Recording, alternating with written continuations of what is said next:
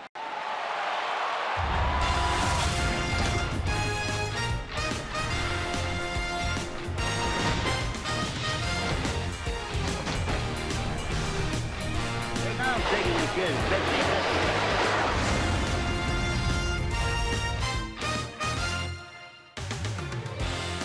Citi Field in New York, the New York Mets play the Pittsburgh Pirates. Tuesday Night Baseball is presented by Verizon. New York Mets baseball on SNY is brought to you by the Better Network. Verizon, better matters. By USAA Insurance, banking and investments tailored for the military community.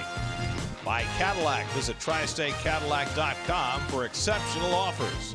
By TD Bank, bank human at TD Bank, America's most convenient bank. And by Geico, over 75 years of savings and service. Well, the Mets are back in town after a long road trip and very thankful that their manager is back as well. After a bit of a health scare over the weekend in Milwaukee, Terry Collins has passed every test. He's in full fettle and ready to go as the Mets start a homestand at Citi Field, looking to find their footing. And a pleasant good evening, everybody, and welcome to Citi Field. Gary Cohen, Ron Darling, Keith Hernandez with you tonight as the Mets open a 3-game series against the Pittsburgh Pirates. Terry Collins is back, and he comes back to a shorthanded roster. Neil Walker still out with a back injury. Michael Conforto had a cortisone shot in his wrist. He'll miss a couple of days. Juan Lagares was supposed to start tonight. He has a toothache and had to be scratched. So it's a big challenge these days for Terry to manage the game. To me, it seems like deja vu all over again. One of the things that the Mets thought they were going to be really good at was some depth on their bench especially, but all that depth is now playing in the field. When you talk about Conforto and Walker, they will be doing therapy all game long, and Terry hopes to have them ready by the end of the game if he needs some pinch hitting. Mets just played the Pirates 3 games in Pittsburgh last week. They lost 2 out of 3. Keith, you were not in Pittsburgh, but you got to watch. Which Pittsburgh hitters are you looking forward to seeing in this series? Well, the guy that was red hot, really swung the hot bat, was Polanco. He's the left-hand hitter, the right fielder.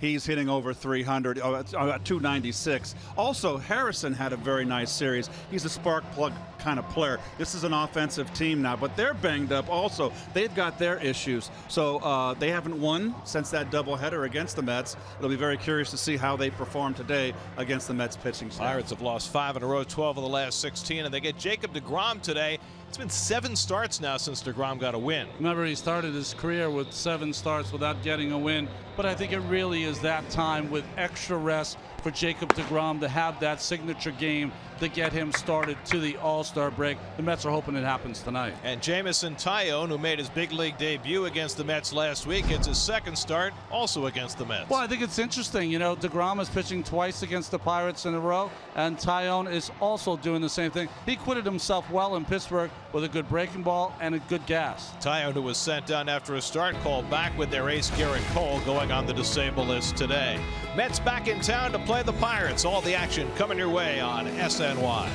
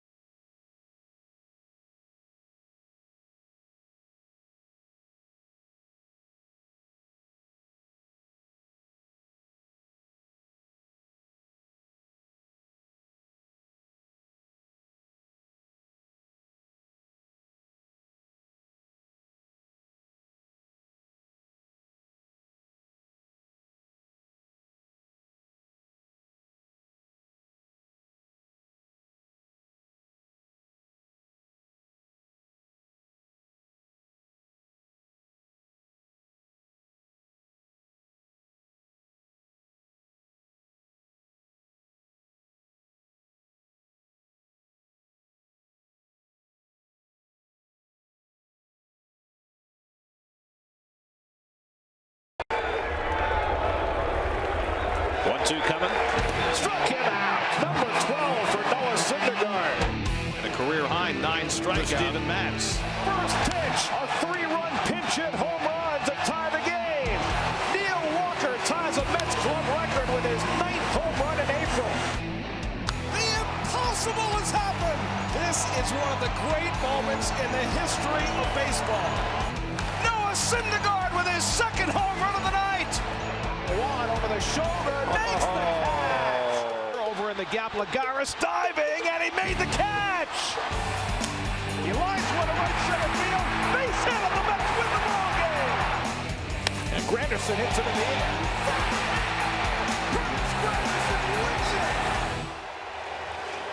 Some of the memorable moments of the first 2.5 months of the 2016 season. 100 to go as the Mets settle in for the long race ahead.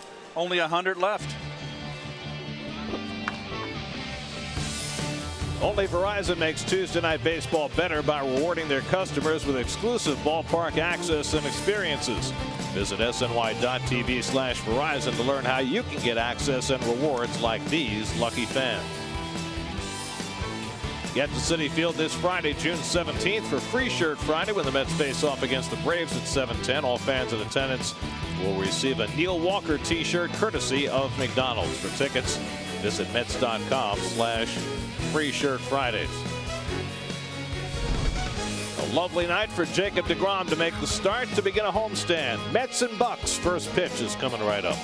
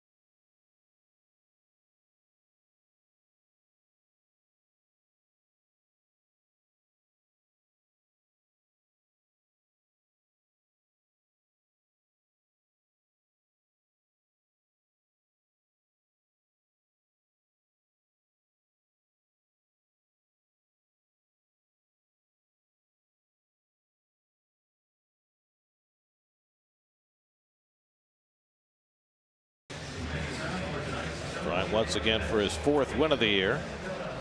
Full week of rest for Jake since his last start last Tuesday against the Pirates. And here's the Pittsburgh lineup he'll face, brought to you by Hyundai. Francisco Cervelli, their fine catcher, is out 4 to 6 weeks with a broken bone in his hand. So Chris Stewart is doing the primary bulk of the catching. Otherwise, pretty much the same lineup the Pirates ran out there in Pittsburgh against deGrom. Well, Jacob, who comes out to Leonard Skinner's simple man, would love a simple win tonight. Hasn't won in 7 games. All the numbers are good. ERA is good.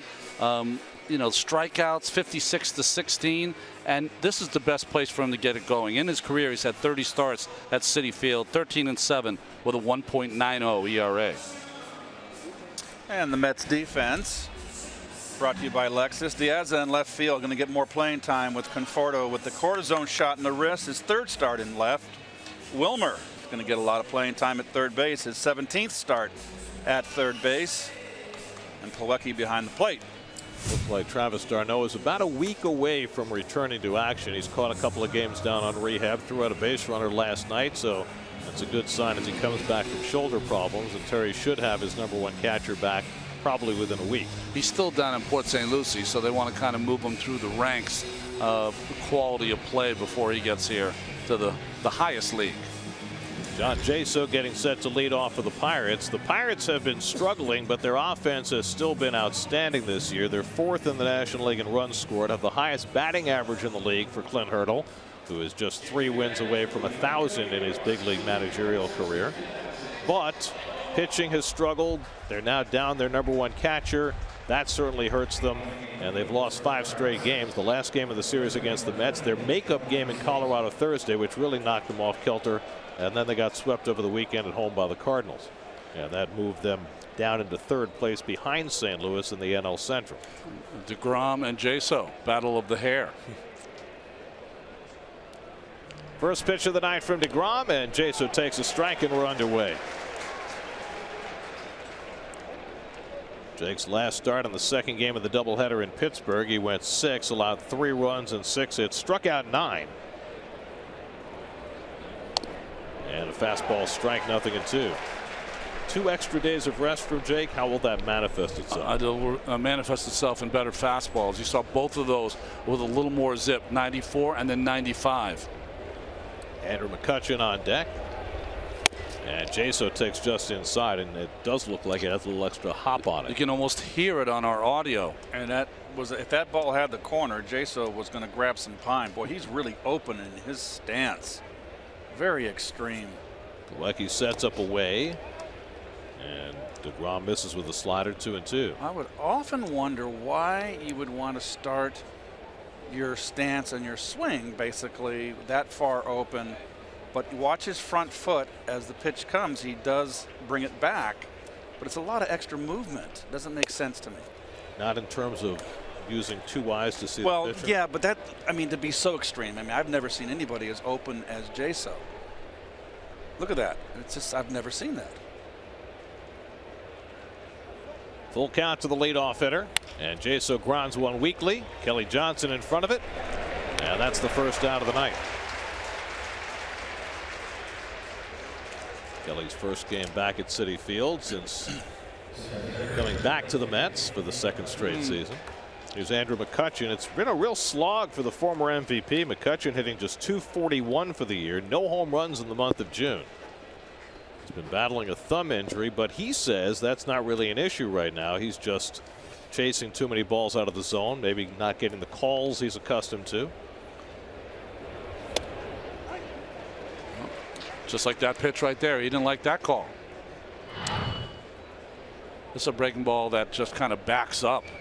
McCutchen with thumb problems, issues. It's affecting his average, obviously. .241 coming into this game.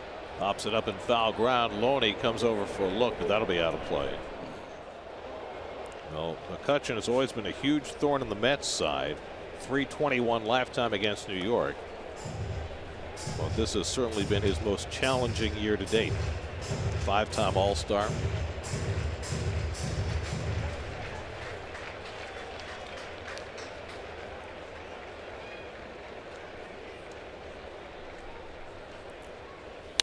And he lifts one to right. Granderson eases back. And there are 2 out. No, I was trying to do it in the open, but I missed it. Really, if you just look at the field, folks, on Flag Day here in 2016, James Loney is at first.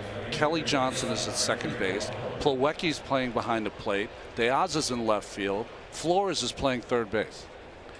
It's not the way they drew it up Right. when the season began.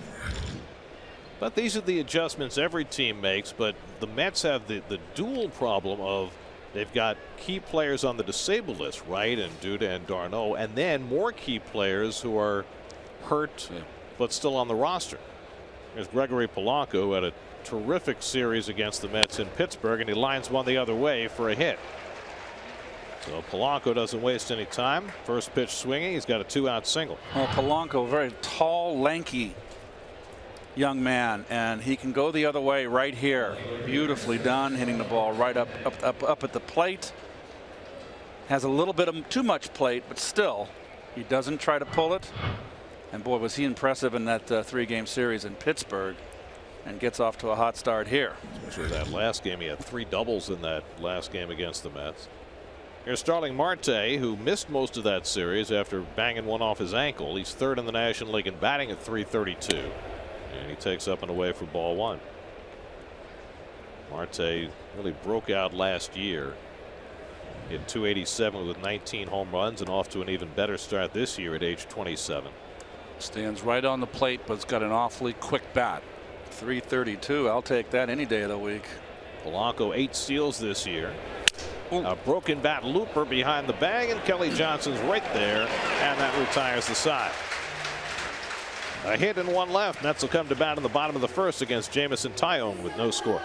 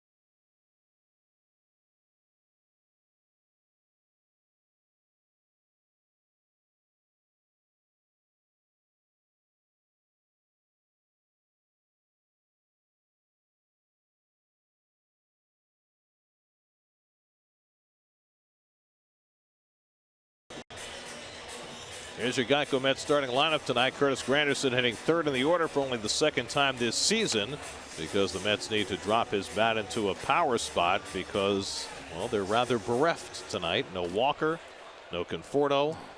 Lagares was supposed to start. He was scratched with a toothache, so Diaz is starting. And Jameson Taillon makes his 2nd big league start. Well, you want him to be a star just because of his first name. 443 minor league innings, and that's his start against the Mets. He went 6 innings, gave up 3 runs on 6 hits. Alejandro Diaz leads off, his 13th start of the year. And Taillon's first fastball is away for ball 1. Diaz 0 for his last 13, hitting 181 for the year.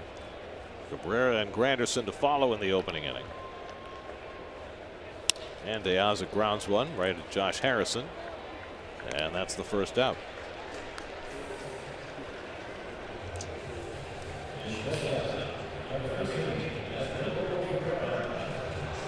So 1 out and nobody on. Now has Dribble Cabrera. Cabrera got a rare day off on Sunday, at least most of the day off. He played the last couple of innings. Only the 2nd game he had not started this season. And so with the off day yesterday, that gave him just about 2 full days off, which may be about all he needs.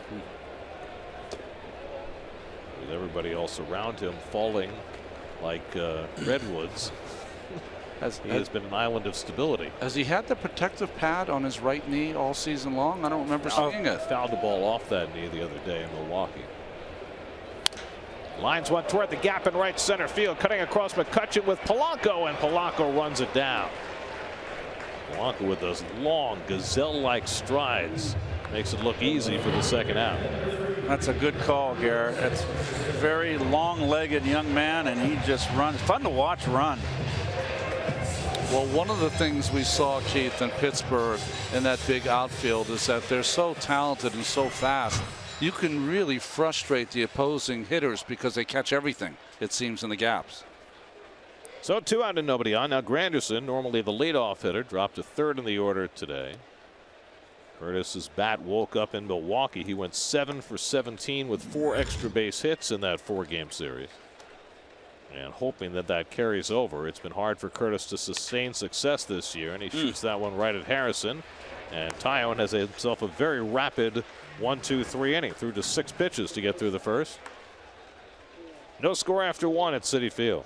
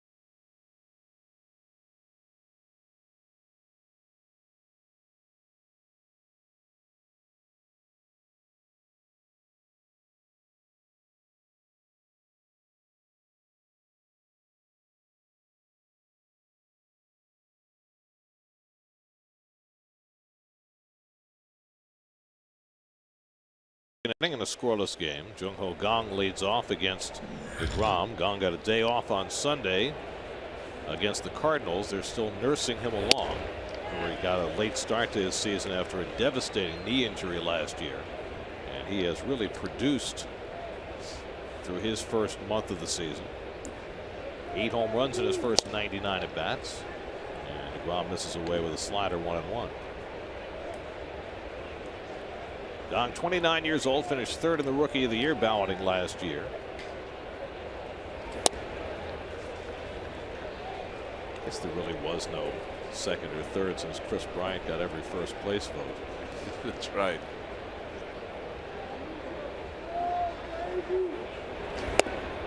And DeGrom misses away 3-1. Josh Harrison on deck, and then Jordy Mercer. Kang does something very awkward. Right before he looks at the pitcher, he looks across the diamond. Almost looks like he's peeking. Exactly. But he's not. He's not. He's definitely not peeking. But I did notice when I watched is the series in Pittsburgh is that the Met catchers do not set up early on him. They can't because he's got peripheral vision. So a leadoff walk issued by DeGrom, was averaged less than 2.5 walks per 9 innings. And it brings up Josh Harrison, who had a nice series against the Mets in Pittsburgh, went 4 for 9. He's hitting .310 for the year. It was the emergence of Josh Harrison that really enabled the Pirates to trade away Neil Walker to the Mets. Mets got Walker from John Neese, who received a short video tribute before the game tonight. That's what he gets back for having shut the Mets down in Pittsburgh last week. Harrison really swung the bat good in that 3-game series in Pittsburgh. And he's the kind of guy, when he gets on, he can fly, make things happen. 11 stolen bases, only caught once this year. Boy, he's way off that plate, isn't he? Boy, I'll say.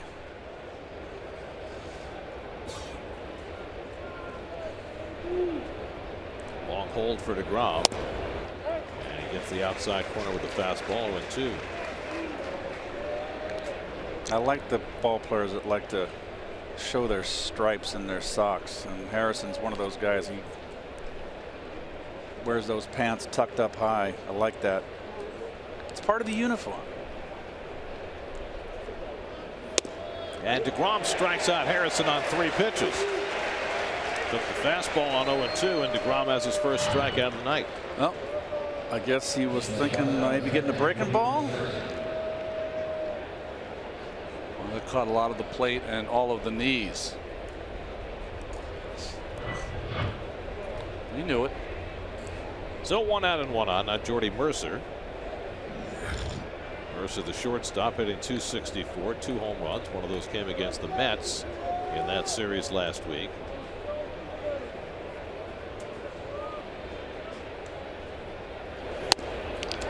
Fastball strike.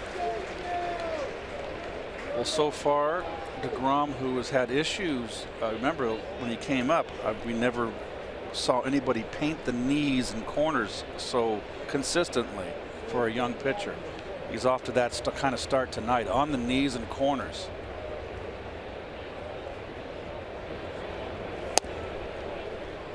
This is with a slider, 1-1. The number 8 hitter, Chris Stewart, waiting on deck. Hey, if you're getting .264 out of Jody Mercer, that's all good. Gong at first and 1 out. Gong not a base stealer, and certainly not since his knee injury. Not a guy DeGrom really has to worry about. DeGrom has not given up a stolen base this year. He does a fantastic job of holding runners on. He barely has a toe on the rubber. Barely. Did you ever have a, I'm sure you did, Ron, had a pitcher that dug his hole on the mound that made it uncomfortable for you in your positioning? It usually was people that were very big people that had big feet. They would dig big holes. Rick Sutcliffe was tough to pitch against because he would dig a hole that was so deep that you had to find a little different place to pitch on the mound. Those size 16 boots he was carrying around too.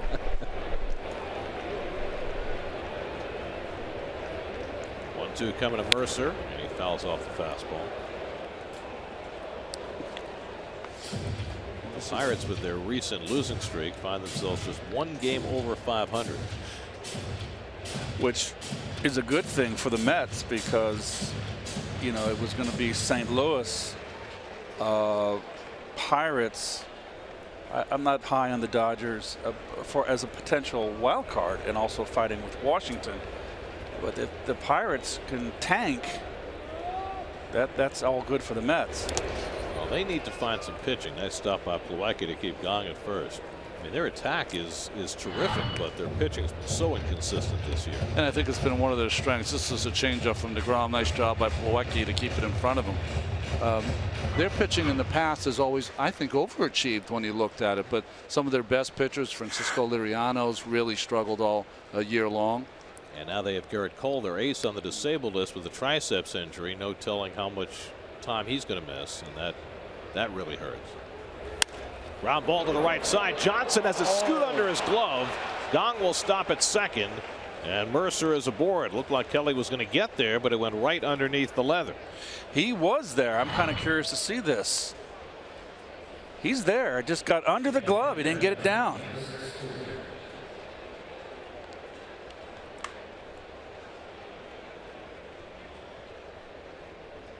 Well, just a tad late. That'll be scored a base hit for Mercer. So 2 men aboard. The 8 and 9 hitters coming up. And Chris Stewart, the batter.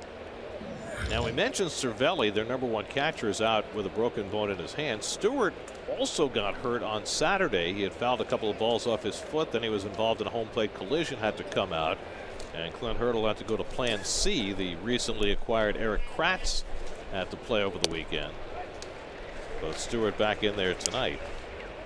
It's going to be disruptive for a team when a guy like Cervelli, who catches the vast majority of the games, goes down. Yeah, and he also is a big part of the team as far as the energy is concerned, calling pitches for the, he's a real good signal caller.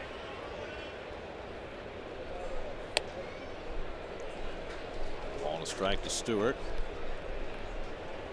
There's John Neese. John will not face the Mets in this series.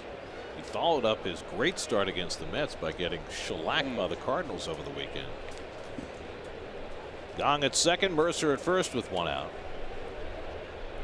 And Stewart takes the strike, 1-2. Time now for Lowe's Never Stop Improving. That's with an 8-game homestand starting tonight. The Pirates, then the Braves come in. And then the rematch with the Royals, with whom the Mets started the season in Kansas City. Royals have rebounded to win 3 in a row after losing 8 straight. Stewart pops one up into shallow right. Johnson back, Granderson in, and Granderson was playing very shallow there to make the grab for the second out. Well, the Mets have 25 games left to the All-Star break. 18 of them are going to be at home. So it's a chance to really make hay. They've got the 1 road trip where they got the 4 coming up in Atlanta and then a big 3 in Washington. Well, that's the thing. I mean, they've got 7 games with Atlanta over the next 2 weeks, but then Washington on the road and then the Cubs at home. Back-to-back series against the 2 best teams in the league. Jameson Taillon looking for his first big league hit, fouls one off. That's facing what has equaled their largest deficit of the season now, 5 games behind the Nats, who've won their last 4 after beating the Cubs yesterday. What a performance by Max Scherzer last night. Yeah. Gave up another long ball, though. Boy, he can throw some gopher balls. Addison Russell took him deep after he had retired the first 16 batters. 0-2 to Taillon. Struck out 9 of the first 10. It was as good as DeGrom. That's right. Where he had the 8 straight to start the game against Miami. Zach Cozart. Those pitchers. 0-2 to Taillon, looking for his first big league hit. He takes low and away. Taillon 3 for 27 in his minor league career. Well, it's good to see Terry back, looking fit as a fiddle. Said he passed all the tests. Doctors could find no reason for him to have become lightheaded as he did. They're opining that he was probably a little dehydrated is all. Maybe he had a little ESP and kind of foresaw the kind of game the Mets were going to play on Sunday. Well, let's just put it this way. Let's hope he didn't watch the first 2 innings, because that would have only exacerbated things. 2 out, 2 on, 2-2 to Taillon. And he takes strike 3 called, and the inning is over. Second strikeout for DeGrom. No score in the second at Citi Field.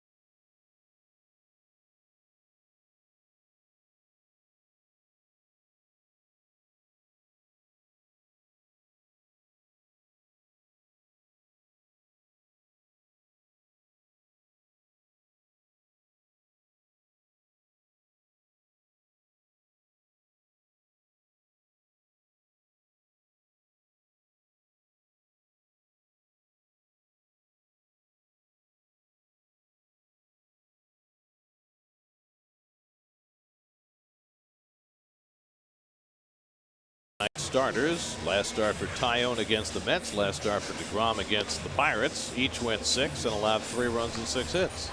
So symmetry. That's right.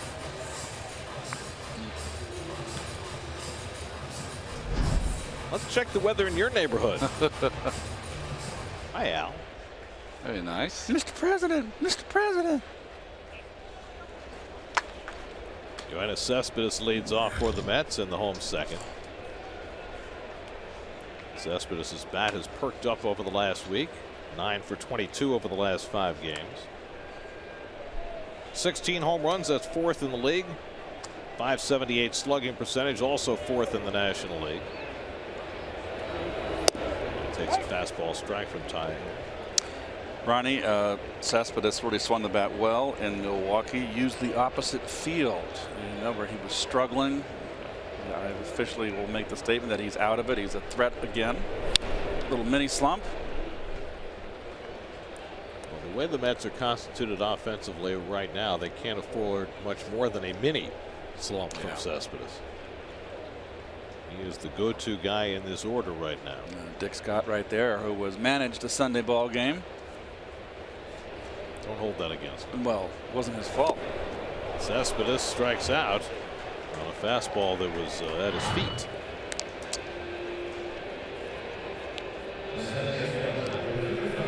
Little cambio. That's change up in English.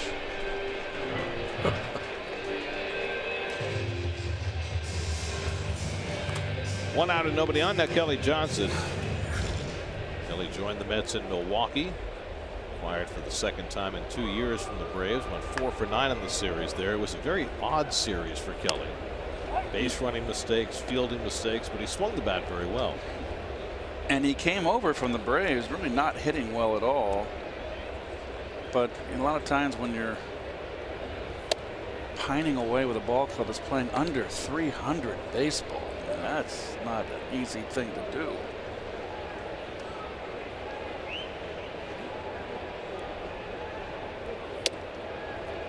Few players in today's game are better at changing addresses than Kelly Johnson. He's played for 8 different teams, 3 times with the Braves and now twice with the Mets. What is that?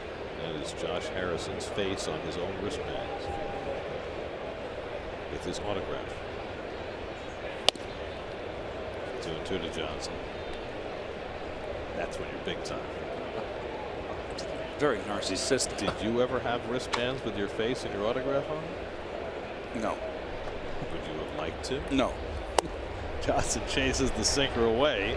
Back-to-back strikeouts for Tyone has looked sharp early. I wouldn't do it for all the tea in China, Gary.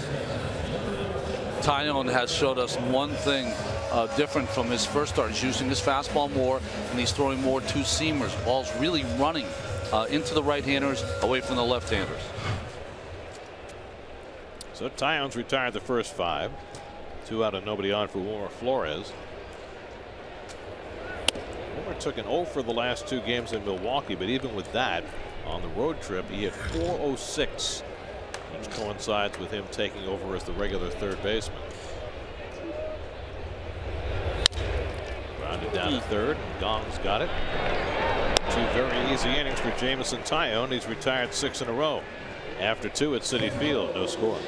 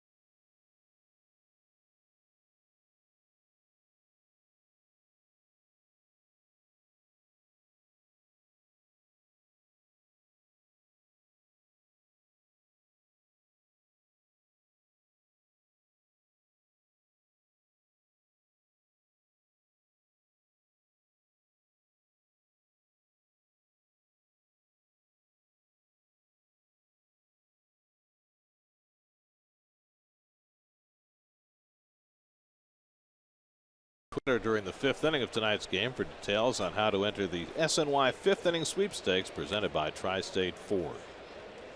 Second time around the batting order for Jacob deGrom. Jacob deGrom is the first time I've seen him zeroed in on the knee-high strikes.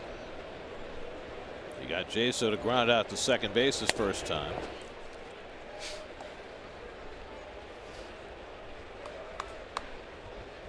deGrom has gone 7 starts without a win. Now he's pitched awfully well in some of those 7 starts.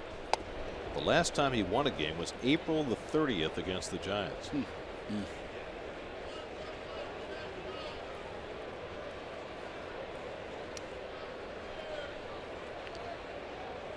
Ronnie, as a pitcher, is it frustrating? It has to be frustrating, obviously. I mean, Jacob comes into the game with a 2.80 earned run average. He's pitching well. Is it frustrating when you go through a period where you get a lot of NDs? Yeah, especially when you think you're one of the elite pitchers. You see everyone else having 8, 9 double-digit wins, and you're laboring at 3-2.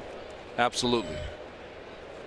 McCutchen on deck. Jaso's run a full count, second straight at bat. That's what he does. And he grounds another one for Kelly Johnson. And deGrom has the first down in the 3rd. Let's look at tonight's Verizon trivia question, complete with the dating game music. Who was the only player within 100 home runs of Ralph Kiner's major league leading 369 home runs in the decade from 1946 to 1955? Only one player within 100 in that decade. Let me think on that.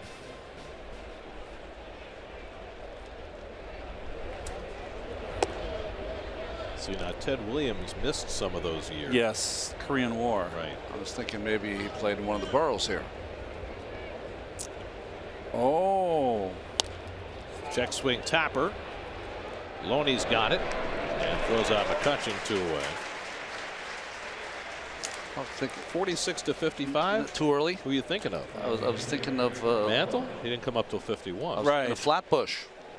Oh, Duke. Duke. A little early for him. No, he was up. That could be That good. could be a good call. Yeah. I'm going to go with Williams. Okay. Yeah, I think even though he missed a couple of years in there, he was so prolific. That's right. He had 521. Yeah. Keith, you got an opinion? Gary, we'll stay out of this argument here. Argument. That's trivia argument. Here's Gregory Polanco, who had a base hit the first pitch he saw, and deGrom sails one out of the strike zone. Polanco in April signed a 5-year, $35 million deal, and he has lived up to it so far. That'd put you over the top, wouldn't it? Loops one down the line, slicing, and it goes foul. And a nice effort reaching over the tarp, but not quite able to connect. Getting booed. I think Wilmer is going to reward him nonetheless. Got booed. Tough play. That was a tough play. Let's see. No, it's out of his reach. Right Come on. off the end of the leather. Oh, he's so disconsolate. See, if he hadn't, He's holding his scorecard. if he mixed in a few more salads, that wouldn't have border. Wouldn't have. He had a little more reach. Poor guy's just trying to enjoy the game. 1-1 to Polanco. Fastball up and away. 2-1. Whenever you see a good young player, you try to think of, as Starling Marte, a comparable.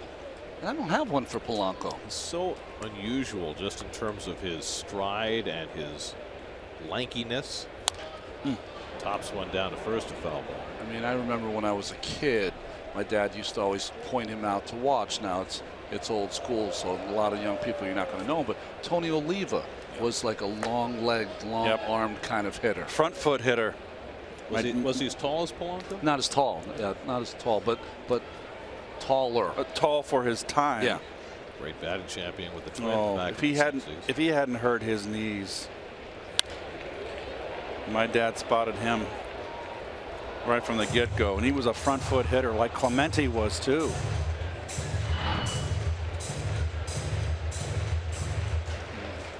Good balance, good weight distribution right there. Barely lifts that front foot. And Polanco checks it, one around on the slider, strike 3. So there's the third strikeout for DeGrom, who has his first 1-2-3 inning of the night. Middle of the third, Mets and Bucks, no score.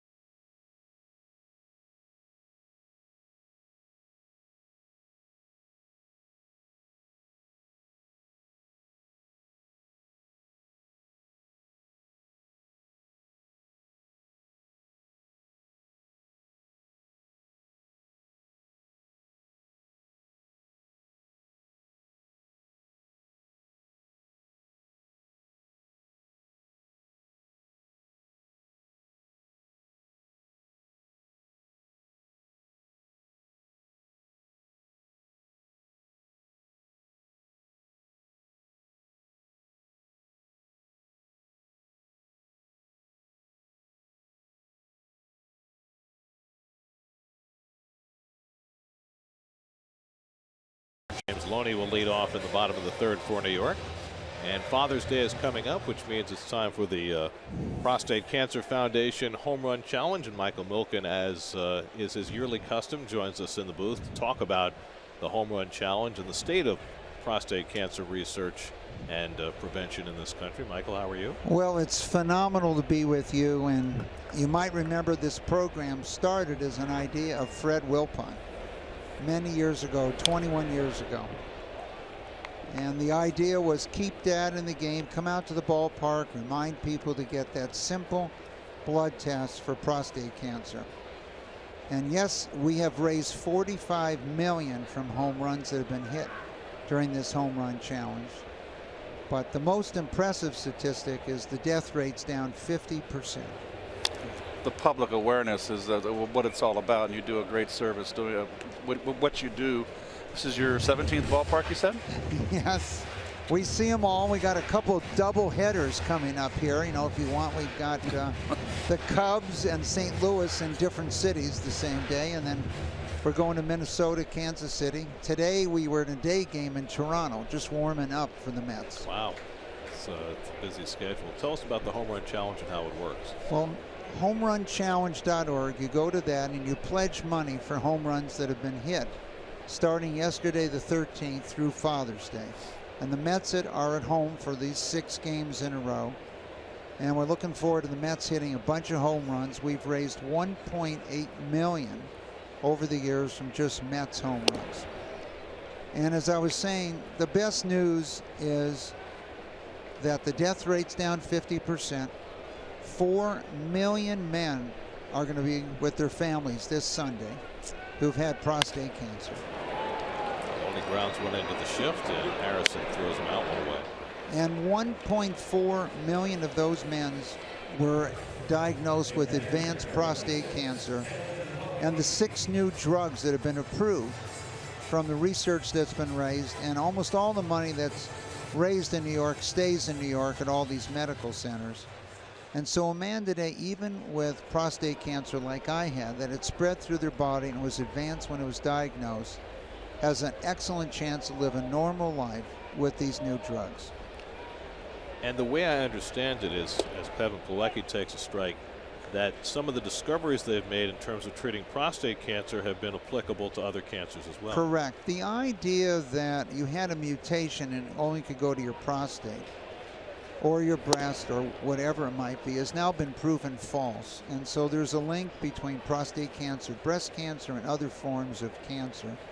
And the other thing that's occurred in this 20 years is the development of immunology, energizing your own immune system to beat cancer, not just prostate cancer, but all forms of cancer. That's Mikey's nicked by the pitch.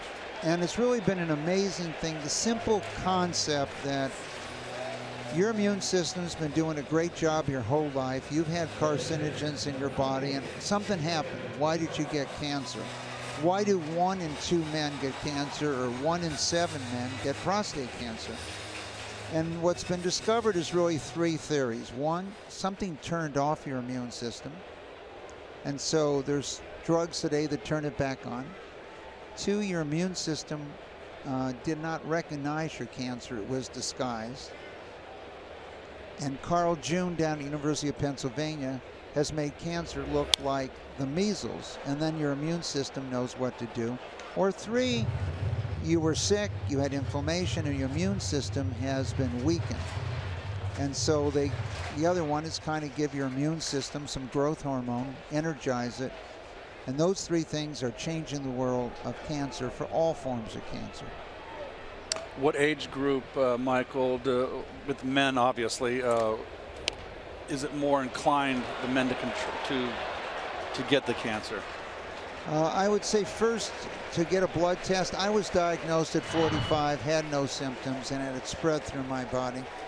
I believe it really should be 40, but definitely by 50. And if you're an African American man who has a much higher likelihood to get cancer, it should be at 40 or family history. You should have that simple blood test. And the other thing I wanted to tell you tonight, to get more kids involved in this program of keeping dads in the game, the New York Mets, Major League Baseball, we have 2 new programs if you go to homerunchallenge.org.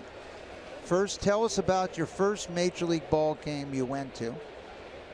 And the winners will be sent by Major League Baseball to either the All-Star Game or the World Series. And the second one is your favorite home run trot. Now, you could pick some ball player that has a little home run trot in the major leagues, or you can just get out there and run the bases yourself. Now, we had a 7 or 8-year-old send in his home run trot. And before he did it, he announced to the camera that he was going to slide into first, second, third, and fourth before on his home run trot. So that one might be tough to beat, but we're hoping, thousands or million kids come in and send those notices. I would expect every kid to send in Bartolo Colon's home run trot. The Ozza goes down on strikes, and that puts an end to the inning. Michael, good luck with the home run challenge this year. It's great having you. Make sure you're wearing your blues on Father's Day. Good to see you. With Father's Day coming up.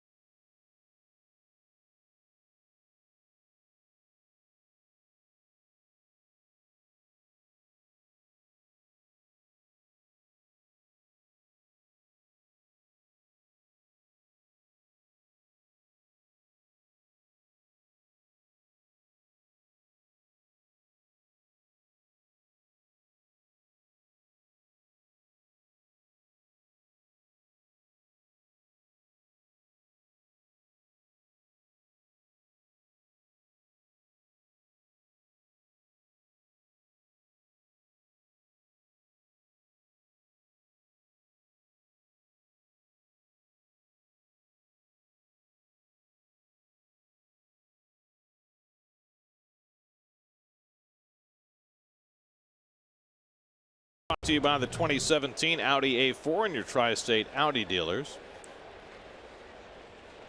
No score as we start the fourth. Starling Marte leads off against Jacob deGrom, who had a 1-2-3 third. Marte had a broken bat looper to the second baseman his first time up. Pirates have had 2 hits. The Mets have had none through the first 3 innings.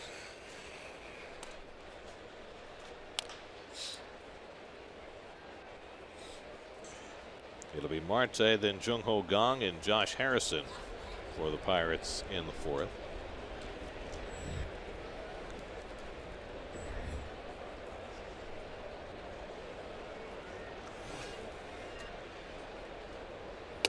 And a fastball strike. 1-2 to Marte.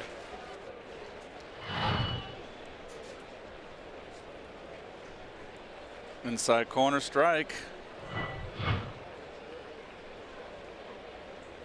And Marte chases the curveball. The toss by Plawecki. 4th strikeout for Jacob deGrom. 6 in a row retired by Jake. MLB.TV Premium. Watch every out-of-market game live.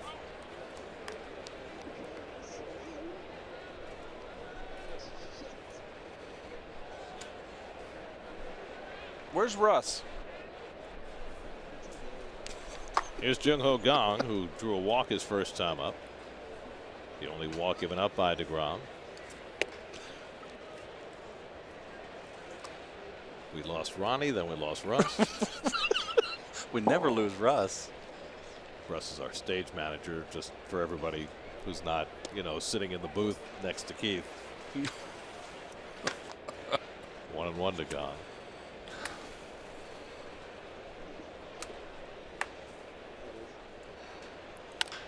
Bouncing ball toward the middle, and Kang has a base hit. So the 3rd hit against deGrom, a 1-out single for Jung-Ho Kang. Kang having himself a nice season at 283 coming into the game. Has a leg kick like a Sadahara. Oh, he kind of brings that leg kick back. But nice level swing, keeps the shoulder in. I mean, they expected some power from Kang. I don't think they expected they're going to get the kind of player that they've gotten. Well, they got 8 home runs out of him this year, and he's had. This is only his 25th game. 15 as a rookie last year. Josh Harrison struck out on 3 pitches his first time up.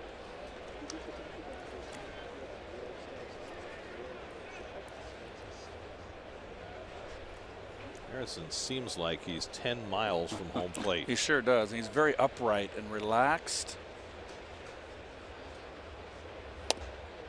And he's been painting his wagon outside corner. Josh with the very, very old-fashioned baggy pant look. Yeah, but the silver shoes are not old-fashioned at all. Oh, that looks like Ray Walston right there. Hans Brinker.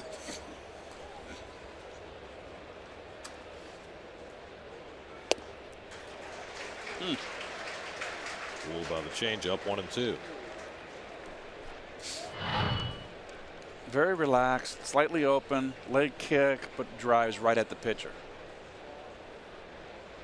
Not nearly as pronounced as Jaso. Jaso is just very peculiar, his stance. Threw it by him. 1-2 coming, and the curveball struck him out. Number 5 for deGrom, 2 down in the inning. Well, it's a high slider here, one to hit. His timing so far is just completely off on the pitches from deGrom. Tardy. This looks like a different guy than the guy we saw last week, and it's borne out in how he's done since the Mets left. Harrison now 0 for his last 14 after having a great series against the Mets. It's make you talk to yourself. Look at him. So Kang still at 1st and 2 out. Now Jordy Mercer snuck one through the right side for a base hit his first time.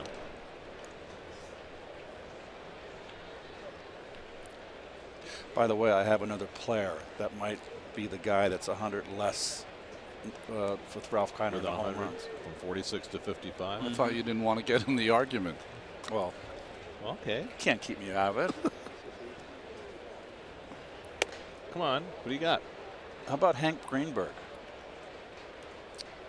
See, Hank I thought was done by the early 50s.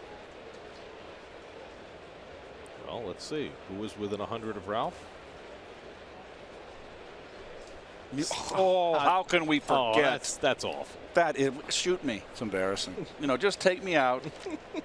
You can, And by the way, we missed a whole bunch of other people too. I'll tell you in a sec. The right behind Musial was Ted Williams. We got him. Okay. Then Gil Hodges, Hank Sauer. Wow. Cubs. Duke Snyder, who you mentioned, and Dill Ennis, a great Philly. Philly. Oh. So we were awful at that. Sorry. Hope I did better on Beat the Booth.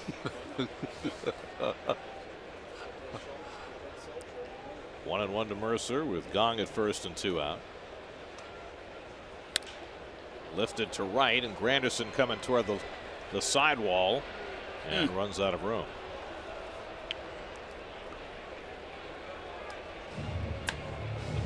Curtis had a lot of practice the last 3 years now playing that sidewall in right field. It is not an easy place to play. There's not a lot of room, and he plays it remarkably well. You've got that very low fence too, which can be dangerous. It's kind of like Wrigley Field, where it kind of narrows out down the lines. Did they pad the sidewall at Wrigley? I think they did. I think they have. Brick anymore, as opposed to the outfield fence, which what has was the ivy but no padding. What was bad about Wrigley, Gary, was they had a cement gutter down there that ran at the base of the wall out to right field. You can get hurt.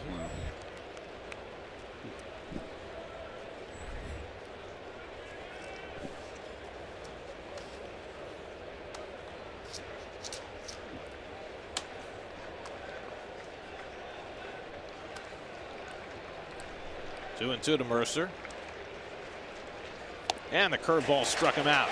3 strikeouts in the inning for DeGrom, 6 for the night. Good hook from DeGrom to get Mercer still scoreless at Citi Field.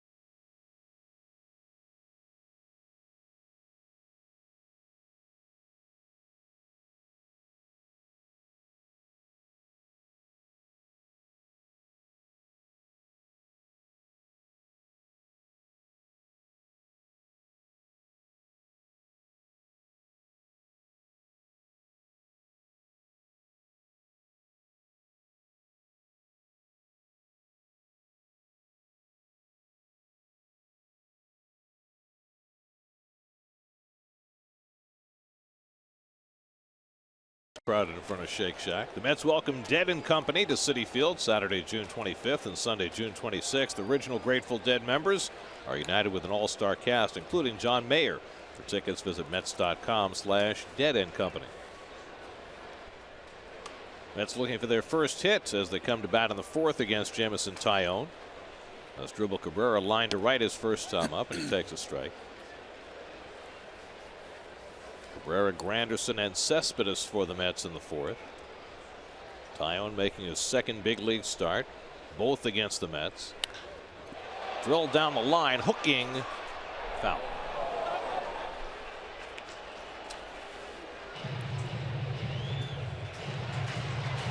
See the pull on the infield, I mean, even more now as the shortstop moves over into Mercer into the right side of the infield. Interesting that they're doing that with 2 strikes running, huh? It's because Cabrera has shown the tendency to bunt with less than 2 strikes. That's popped up near the mound, and Mercer takes charge of it. 1 out. But you know, well, it seems counterintuitive, right? The guy behind the count would pull the ball more. Behind the count would not pull the ball. Yeah, but right. I'm saying that the way they play it. Right. I think that if Cabrera wasn't a threat to bunt, they'd just play that shift all the time from the first pitch. You know, some players have made adjustments to the shift and will consciously go the other way or bunt, and a lot of guys haven't. Now here's Granderson, a guy who gets shifted all the time, and on the first pitch they did not have the shift on against him, and now on 1 strike Mercer moves over. So I think that was a mistake. Mercer patted his chest as if to say, my bad, I was in the wrong spot on the first pitch. Well, they're making things a lot more difficult for the infielders today, I tell you. No wonder you got to have a playbook on your wristband or something. Like, well, remember we saw Howie Kendrick of the Dodgers with that little cheat sheet in his pocket. Yep. It wasn't laser? It wasn't laser? Well, they had the lasers, but they were limited in their ability to use them. That's something I'm sure baseball will revisit as well. Granderson bounces one slowly, and Jaso in to get it. Nicely and he done. races him and put himself in jeopardy. Granderson could have run him over, but chose not to. Well, he didn't have to come across the bag. Just go get there and tag it and stay in fair territory. Well, he's a catcher playing first base, so I like the idea that you keep your pitcher out of the play. It's just one throw. How many times have we seen first baseman throw to a pitcher who has to catch the ball, look for the bag? If you take it yourself, the first baseman takes it himself, less chance of an error. So Taillon keeps rolling along. 2 out and nobody on for Cespedes, who struck out on 3 pitches his first time up. And takes the curveball off the plate. Game 2 of this series tomorrow night. Noah Syndergaard makes the start for the Mets. Lefty Jeff Locke goes for the Pirates. 6 o'clock the coverage tomorrow night, right here on SNY. Pirates about to readjust their rotation. It was supposed to be Juan Nicasio tonight, but he pitched in relief over the weekend, so he's been pushed back to Thursday. It was supposed to be Garrett Cole Thursday, but he's on the disabled list with a triceps injury. So that's how the probable setup, brought to you by Citi. Rare time Taillon has been behind in the count tonight. He's now 3-0 on Cespedes, and with 2 out and nobody on, you'd have to think Cespedes is thinking about taking a swing here. Well, you're looking middle in. I like the color of that bat. Looks like it's got orange and blue, like Met colors almost. Fans are true to the orange and blue. And he does swing 3-0, but fouls it off. And it was knee-high outside corner, not a good pitch to try to drive out of the ballpark.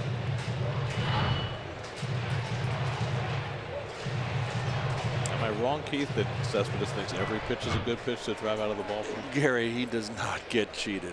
That is a powerful swing.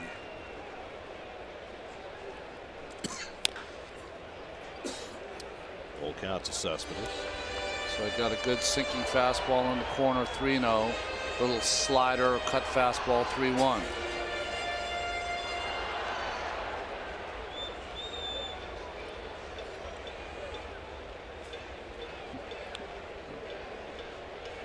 Full count to Cespedes. Johnson would be next.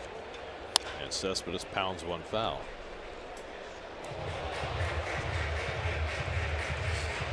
Another near terrific play just above the tarp. See that one?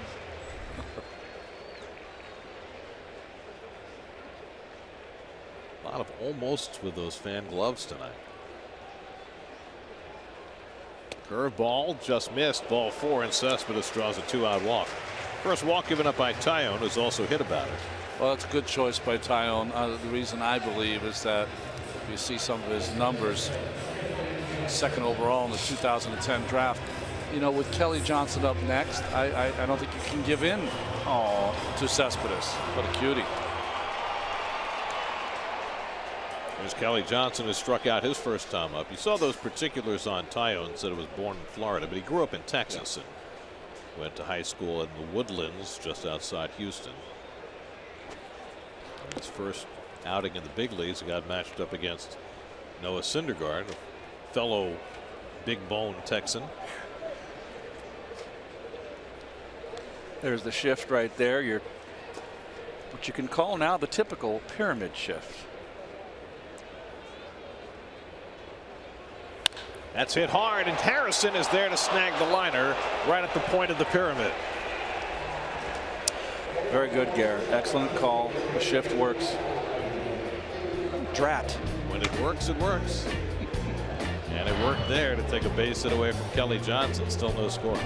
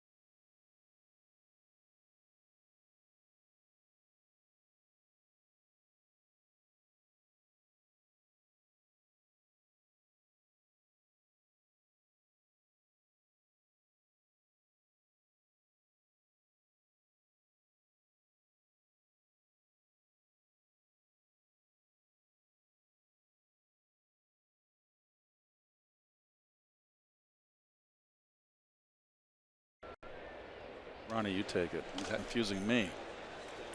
Fifth inning, Mets and Pirates, no score. Jacob deGrom will face 8, 9, and 1 on the order. Chris Stewart leads off for the Pirates. Stewart flied out to right field his first time up. Well, we often talk about the importance of certain pitches in the course of at-bats.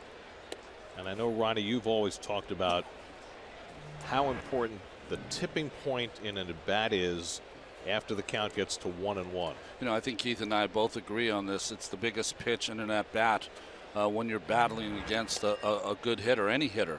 The 1-1 count, if it goes to 1-2, the numbers will tell you that the hitter is almost back in the dugout. And if it's 2-1, you're going to have some damage done. And that is the fight for that 1-1 count between pitcher and hitter. And it also ties into what big strike zone by Windelstad here. He's a pitcher's umpire. It ties into what Tom Seaver always said and preached. The most important pitch is strike one. That gets you ahead, obviously. This is almost saying it's more important to get strike two. It's on the corner. It's 2-2. You know, there's different ways. I've heard Tom Seaver say the most important thing to do is get the first out, get the first batter of an inning. Joe Madden, I've heard, try to win the first 3 strikes, because he said it's a defeatist attitude to go out there and say, okay, I got to throw a first pitch strike to everyone. Well, what if you don't? Just win the battle of the first 3 pitches to each batter. I think that's a great way to think about it, too.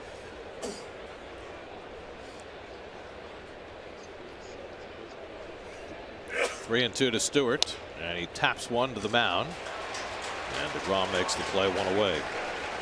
This is part of the Science of Baseball, brought to you by Memorial Sloan Kettering Cancer Center. More science, less fear. And you start at the bottom. The major league average when the count gets to 1-2 is 175. After 2-1, it's 243. It's a big difference. Yeah, and you can see the number of 1-1 counts. So Jacob deGrom has been fighting to get to 1-2 or 2-1 on those counts, and they haven't gotten a hit so far when he's gotten to 2-1, 1-2, 1 for 5. So it's a little upside down, but it's a small case. But it's still what you're trying to battle for, is that dominance. If you get to 1-1, you got to get to 1-2.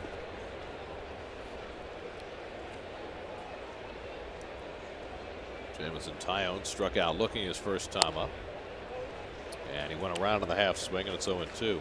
Well, how does that affect your approach as a pitcher and as a hitter when you get to that point in the at bat? You know, we always talk about two-strike approach, but how does that work at 1-1 as Tyone strikes out for the second time? That's 7 now for deGrom. Well, I can speak as a hitter, is that it's even Steven, and my approach is not different. I'm attacking. If I get a pitch that I like, I'm gonna hit it. And it all goes back to, Gary, if you have a good knowledge of the strike zone, if you don't fish for if you make the pitcher throw you a strike, it's a whole lot better. So I would urge all parents at home, when you're young kids, to teach them the knowledge of the strike zone. When you think about it, if I get to 1-2, I want to punch you out. But if I get to 2-1, now I've got a lot of decisions. Am I going to go on a fastball count with a fastball? Am I going to try to trick you and throw a little breaking ball? It gives me a lot more options that I have to think about, as opposed to 1-2. I'm trying to throw something that looks like a strike that ends up out of the strike zone, so you can go sit down. Here's the 1-1 to Jaso, and he gets the call on the corner with the backdoor slider. 1-2. See, you're 1-2 now as a hitter, Gary. You know, you've got to bear down. You've got a two-strike hit here. So I guess my question is, for instance, on that 1-1 pitch to Jaso, okay, it's a pretty good pitch. It's a backdoor slider. Right. Now, in fear of getting to 1-2, do you want to be aggressive with that pitch, or you want to take it and you'll settle for being 1-2? I think Jaso did the right thing. I thought it was a pitch that should not have been called a strike. Wendelstedt gave it to him, and that's why his shoulders kind of shrugged, that he lost that little mini battle. That's just off the corner. 2-2. It depends on the pitcher too. Depends on the hitter. Umpire. Umpire is secondary. Yeah. But if you're a good hitter, or if you're a 220 hitter, you don't want to go 1-2 off deGrom. I mean, I don't want to be 1-2 off deGrom, but I'm not fearful to go 1-2 if he makes a pitch on me 1-1. Right. Then I just got to bear down. Because if you swing at that pitch and he makes the pitch, you're not going to get a hit anyway. The backdoor slider is not a high percentage pitch. I don't, for a righty against a lefty, vice versa. Third at bat for Jaso, his third full count, and he strikes out on the slider. Side retired. 8 strikeouts for deGrom, who's getting stronger as this game goes along. Halfway through at Citi Field, still no score.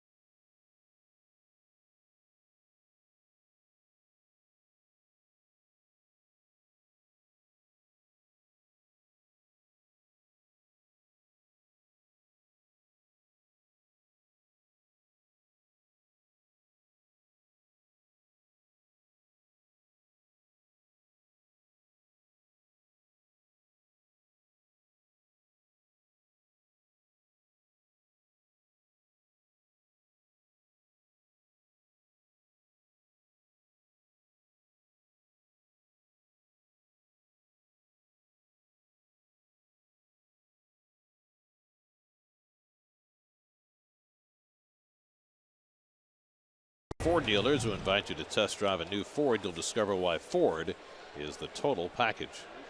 Your fifth inning recap brought to you by Ford. It's been all about the pitchers. DeGrom 8 strikeouts through 5. Tyone no hits allowed through 4. Wilmer Flores leads off the home fifth and takes a curveball for a strike. He's showing a much better breaking ball, Ronnie, in this game. Better movement, better breaking ball, better command. All three. Second big league start for Tyone. Wilmer grounded out his first time up, and he grounds this one right at Jordy Mercer. And that's the first out in the home fifth.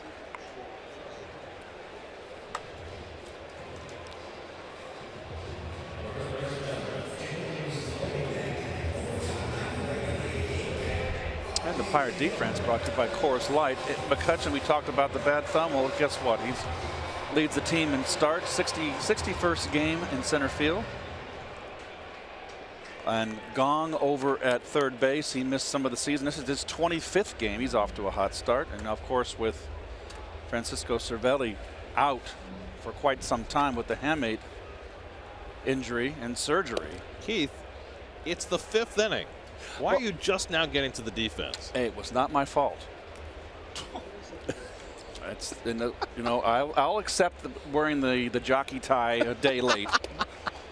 But not this. I do not take responsibility. He brought a Belmont tie, a tie with jockey caps on it to wear the day of the Belmont Stakes. And we get there Saturday and he goes, "Oh, I'm going to wear that tie tomorrow for the Belmont Stakes." I said, "Keith, the race is today." So I wore it Sunday, Ron. Lonely Crowds went into the shift, and Harrison is there to throw him out 2 away. So the ground balls keep on coming for Jameson Tyone. It's typical of me. Short-term memory loss. It's a concern. It's a concern at my age. We'll try and take care of you. There's Plawecki. Plawecki was nicked by a pitch his first time up. One of only 2 base runners for the Mets against Tyone. The other one came on a walk. A good sinker by Tyone. Tyone was 4-2 with a 2.04 ERA in 10 starts in AAA this year. Remember, he missed 2 seasons, 2 full seasons. He had Tommy John surgery early in 2014, and then as he was coming back last year, he suffered a sports hernia and had to undergo surgery. So he didn't throw a single competitive pitch in 2014 or 15. He was the 2nd overall pick in the draft in 2010, right behind Bryce Harper. And right in front of Manny Machado, who hit his 17th home run for the Orioles tonight. Those are the AAA numbers. Look at the walks and strikeouts. Walks. 10-1. Not quite Kershavian, but pretty close. They got to give him his own trophy.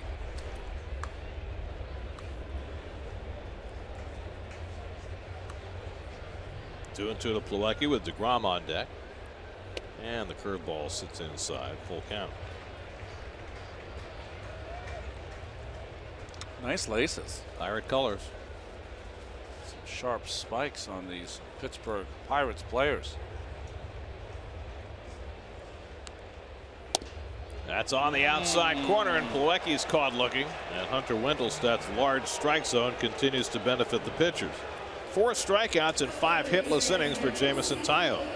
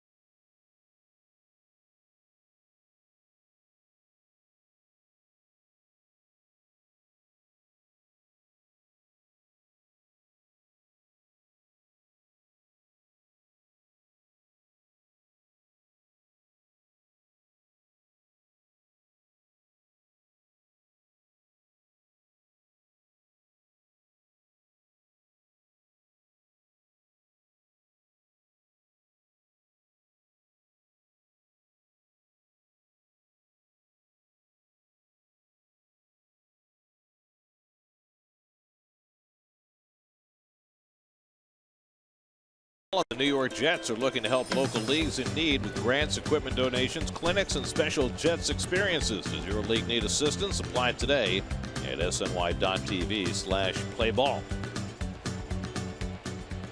Andrew McCutchen leads off in the 6th inning against Jacob deGrom in a scoreless game. Boy, his average down to 239. That's put on the full shift against McCutchen. 3 infielders on the left side. McCutchen tonight has flied to right and grounded to first, so both his at-bats he's hit it to the right side. He pops this one up on the right side. Plawecki hoping for a play. Tough. And bobbles it and can't hold it. He was struggling with it the entire way, trying to figure out how much room he had, and just couldn't make the connection. Tough against the railing here, and you think as a first baseman, you always want to try to get there. It's a tough play for a catcher. It's an easier play for the first baseman.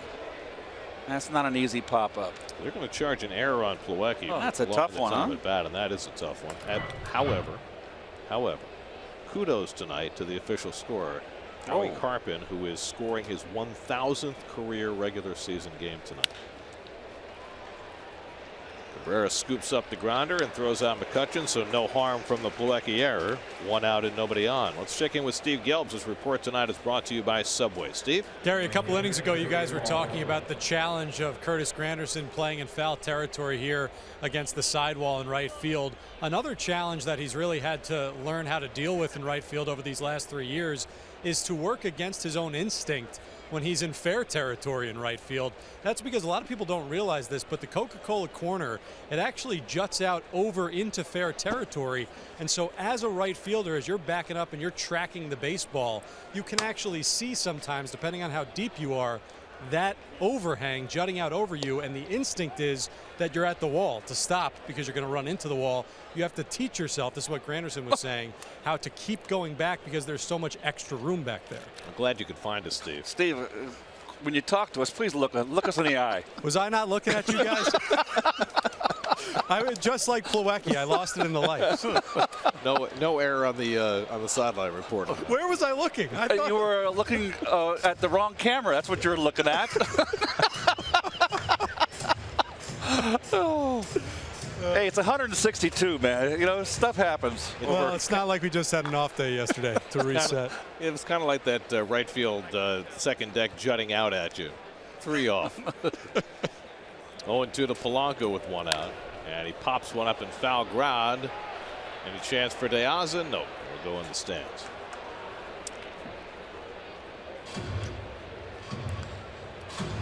Well, we've had an absolutely gorgeous day, and it's gorgeous. Is it dusk or twilight? Remember we had this conversation before, Gary?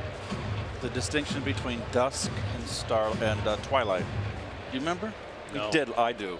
This has got to be a long time ago. Yeah, it was. I think it's the gloaming, to tell you the truth. Anyway, it's magnificent. Magnificent night right now. I thought they only had the gloaming at Wrigley Field in the 30s. That's right. Gabby Hartnett hit the homer in the gloaming. In the gloaming. 0-2 coming. And it's taken low. Can you imagine how difficult it must have been back before Major League stadiums had lights to try and play in the late afternoon, early evening as it was getting dark and trying to hit in those conditions? Sure. I mean, it's like when you were a kid, you'd be out playing and you'd try and get every minute in before it got too dark, and at some point you just couldn't see the ball. Well, you know, another thing too is if you look at all the old footage in the 60s, people used to come to the ballpark in the 70s. I played where they wore the short sleeve white shirts with the black ties, and the ball would be all around the box seats, and a line drive off the bat, you couldn't see it. 63 World Series, Joe Pepitone missed a throw in the white shirts at Dodger Stadium. Yep, that's right. You took the words out of my mouth. Dodger Stadium was one where it was difficult. They wore during the day a lot of white shirts in the stands, and it's a white ball. It was difficult.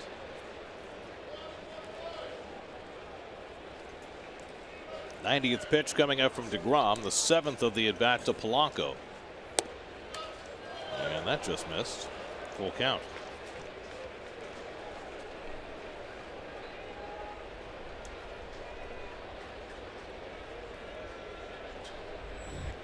Starling Marte on deck. Dangerous spot here for DeGrom against Polanco, who's been swinging the bat so well. 3-2 coming. Punch to left center. Coming across is De Aza. And he's got it 2 down. Let's check in with the studio. Justine Ward has a game break brought to you by your local Honda dealer.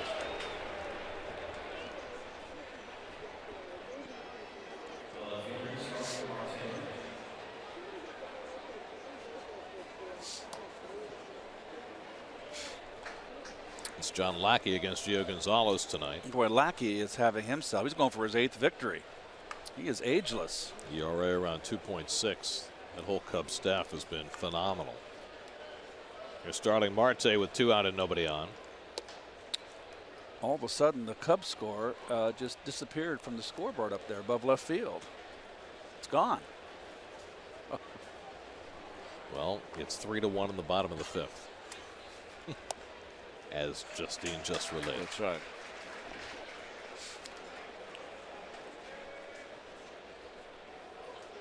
We showed you earlier that the Mets are 5 games behind the Nationals, which equals their largest deficit of the season. Hit toward the hole, and that'll sneak through for a base hit for Marte. So there's the 4th Pittsburgh hit. They've all been singles against DeGrom.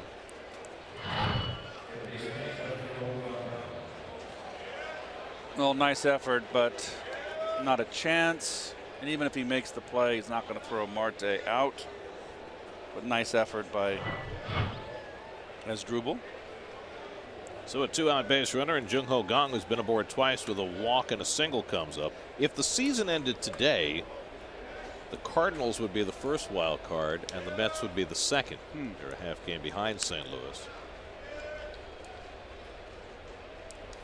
And then the Pirates are 2.5 behind the Mets after they actually passed the Mets last week when they won the first 2 games of that doubleheader. There's the wild card right now. Yeah, it's awful early, but it is the first look, and Miami has been a big surprise for me. Mattingly has done a tremendous job with that Miami team without their batting champ. And without Giancarlo Stanton contributing anything. Gong drives one deep left center, headed toward the wall, and it's out of here. Wow. Jung Ho Kang with a laser beam 2-run homer, his 9th of the year, and that breaks the ice. It's 2-0 Pittsburgh in the 6th. Gary, that is a home run in the old ballpark. I think that was over the Great Wall of Flushing. That was a 2-iron. Fastball up in the strike zone.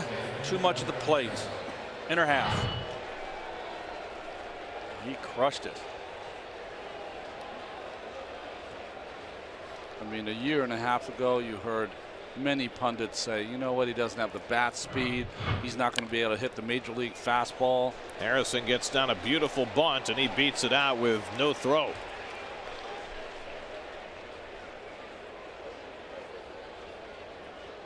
Well, that will always catch a team by surprise after a big 2-run home run.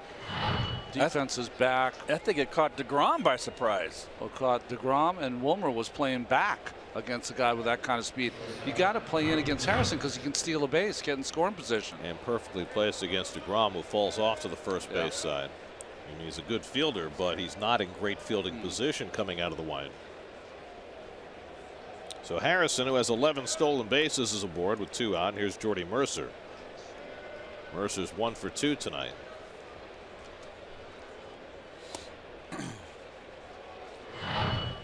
Well, here's the pitch, Ron. Right down the pipe, belt high. Full extension. Nice swing. You got to hit those mistakes. He hasn't made too many DeGrom in this game. Gong has 101 at bats. Remember, he didn't play the first 5 weeks of the season, and he has 9 home runs. That's an outstanding home run rate.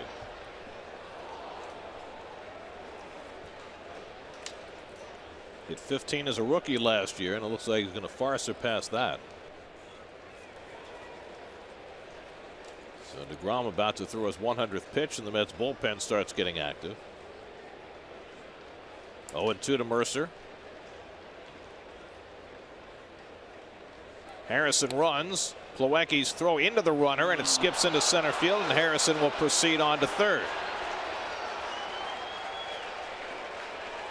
12th stolen base of the year for Harrison. Tack on the error by Plawecki. Well, Plawecki gets rid of the ball quickly, but he's having a hard time. Gary, this has been kind of epidemic here. He can't reach second base. He's always short on his throws. Whenever they talk about catchers, they say things like he has great carry on his ball. Plawecki does not. Second error of the inning for Plawecki. Remember, he was charged with one on the drop pop-up, and Mercer just got a piece of that breaking ball to stay alive.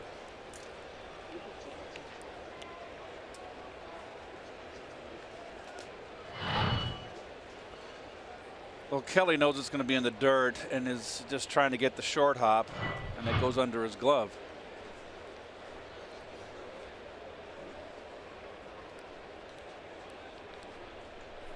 It's the 7th straight start that DeGrom has thrown over 100 pitches. It's the longest streak of his career. And he had held them in check, retired the first 2 here in the 6th despite the Plawecki drop pop-up. But Marte snuck a single through the hole, and Gong crashed one to put 2 on the board for the Pirates.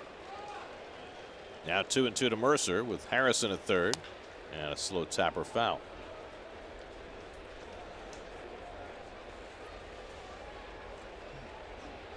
If there's one theme I could look at this year from Jacob deGrom, Henderson's up in the bullpen, is that he has not poured through lineups like he has in the past. There's been a lot of foul balls on tough pitches, guys staying in the at-bats. That ratchets up the pitch count. 2-2 coming. And Mercer takes a slider outside, 3-2. And that's even though he has had a lot of strikeouts, particularly recently. It's still taken him a lot of pitches to get there. 8 strikeouts today over 5 2/3. This is already his 6th full count of the night.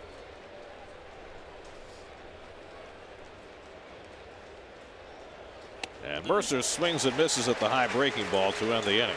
9 strikeouts for DeGrom, but Jung-Ho Gong's 2-run homer puts the Pirates in front. 2-0 Pittsburgh in the 6th.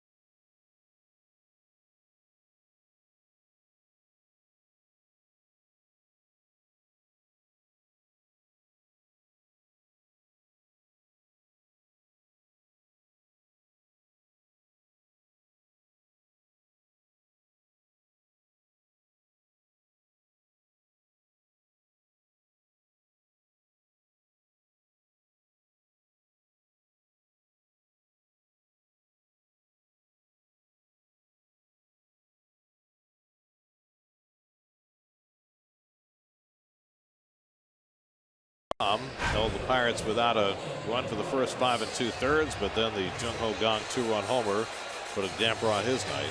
Well, I like a little. That's good. It was measured frustration. One pitch, one mistake, and you pay. Sometimes it happens that way. Juan Lagares will pinch hit for DeGrom, leading off in the home 6th. Lagares was a late scratch from the lineup with a toothache, but well enough to pinch hit. Facing Jamison Tyone, who's yet to allow a base hit. And Tyone started the inning with only 54 pitches. So he should have plenty of rope in his second big league start. And a curveball in for a strike, and quickly it's 0-2 to Lagares. The Mets have hit only one ball to the outfield in this game. That was Asdrubal Cabrera back in the first, lined out to right center. Everything else has been on the infield. Tyone came to professional baseball with a great reputation out of high school, but having missed a couple of seasons, the Pirates had no idea what they were going to get this year. Now at age 24, he has burst onto the scene and making some news tonight. Oh, Lagares fouled it off his thumbs. Lagares with the back. Stewart. Yeah, no, with the back swing by Lagares, he caught Stewart right on the side of the face. Oh, you never saw that. The follow through. My years of playing, it never happened. That got him. Neck.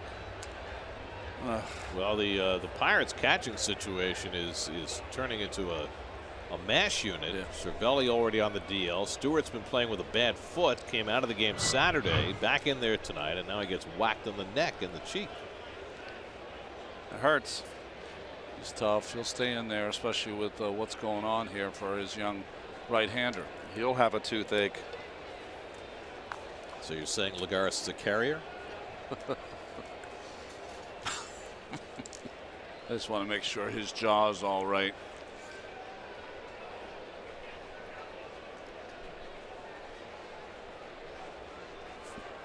I'd have to have some soup in the post-game meal.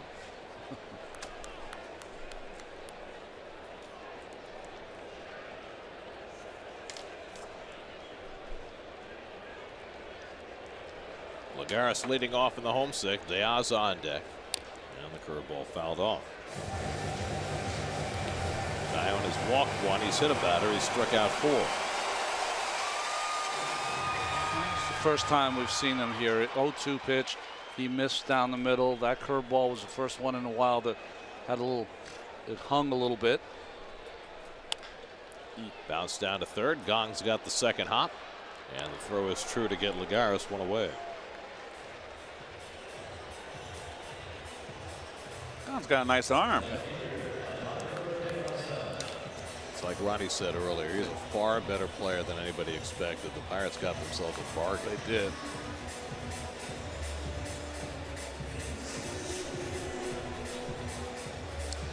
Well, Gong way off the line at third base and playing in almost at the cut of the grass. Diaz can bunt.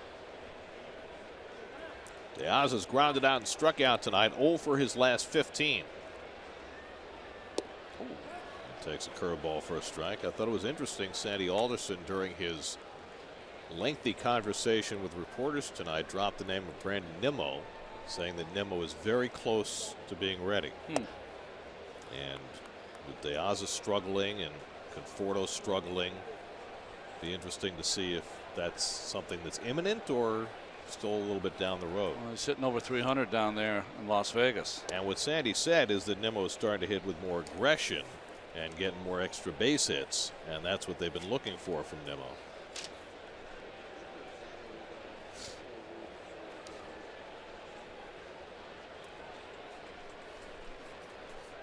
Diaz grounds one down to first. Fair ball for Jaso. Hit the bag. And he hurries to the bag for the second out.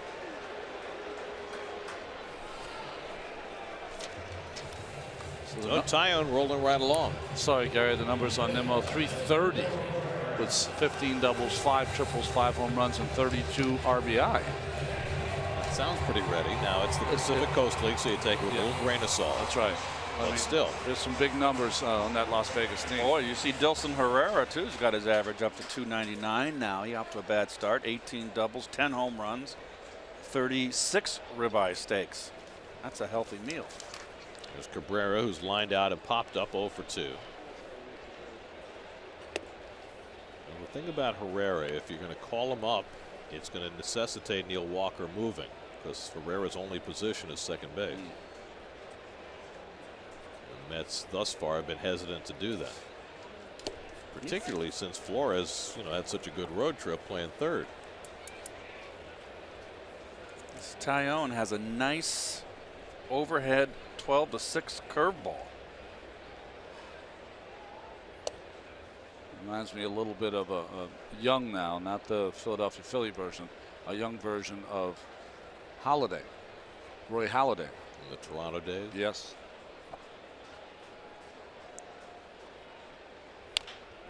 Another tapper for Jaso. Wow. Another easy play. And that's 6 no-hit innings for Jameson Taillon.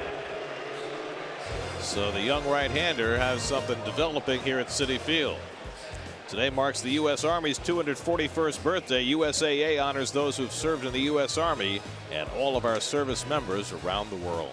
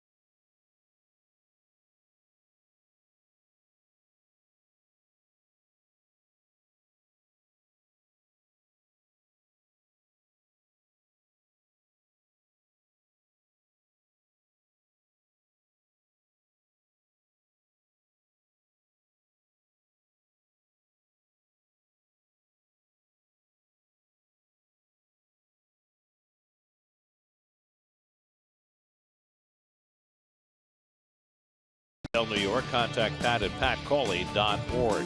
By New York Lottery, take a break from the expected, play scratch-off games from the New York Lottery. And by Planet Fitness, home of the judgment-free zone. Henderson on in relief for the Mets as we go to the 7th. Hasn't pitched in 4 days. His last outing in Milwaukee, walked 3, struck out 2 in his inning of work.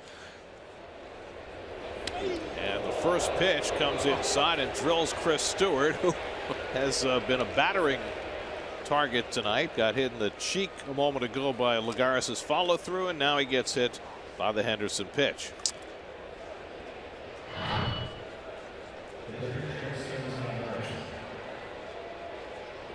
That got him right in the ribs.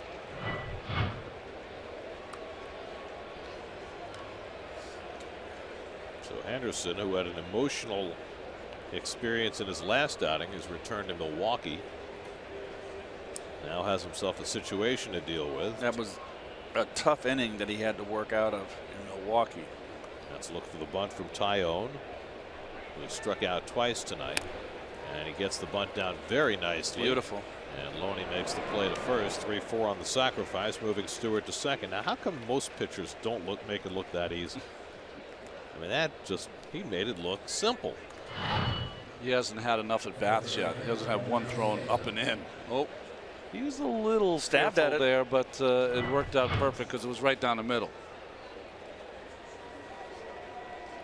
And plus, he has, that kind of game going. Everything seems to go that way. Probably happy not to spend a whole lot of time at home plate. Go sit on the bench and think about the 7th inning. Here's Jaso, who's 0 for 3, grounded out twice and struck out. Stewart at second and 1 out. And fastball up and in from Henderson. So DeGrom threw 105 pitches over 6 innings, gave up 2 runs and 6 hits, 1 walk, 9 strikeouts, a home run, and he leaves on the short end. So that'll be 8 straight starts for DeGrom without a win.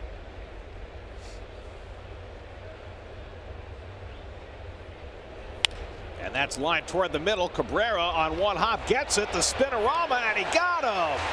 Stewart goes to third, but Cabrera with a nice play on Jaso for the second out.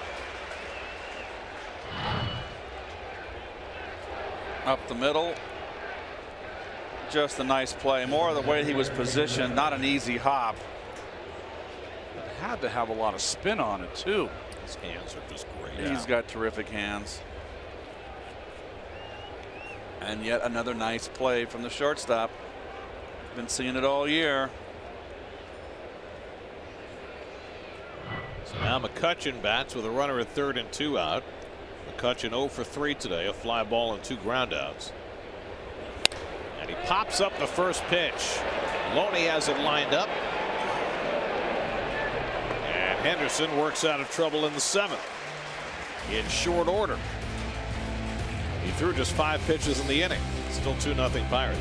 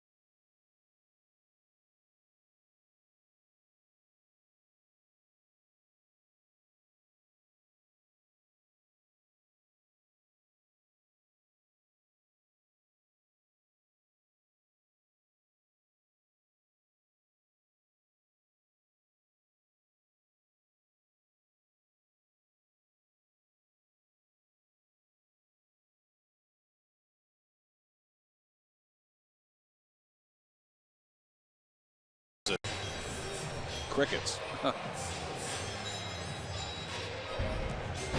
SNY Super Slow Motion brought to you by your Mercedes-Benz Tri-State dealers. Mercedes-Benz, the best or nothing. So Jameson Taillon in his second big league start has held the Mets hitless through 6. He's only thrown 68 pitches. He faces Curtis Granderson to lead off the home 7th. Curtis has been up twice, grounded out both times, and takes a curveball for a strike, and that curveball has been splendid for Taillon all night. He's found his rhythm and got confidence in throwing that pitch.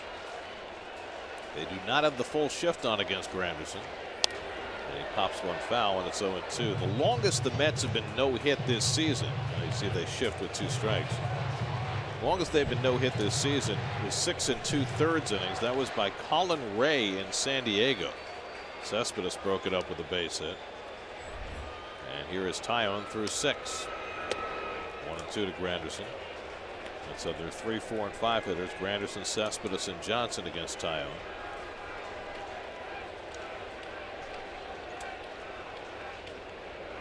And Granderson grounds one toward the hole, and that sneaks through for the Mets' first base hit of the night.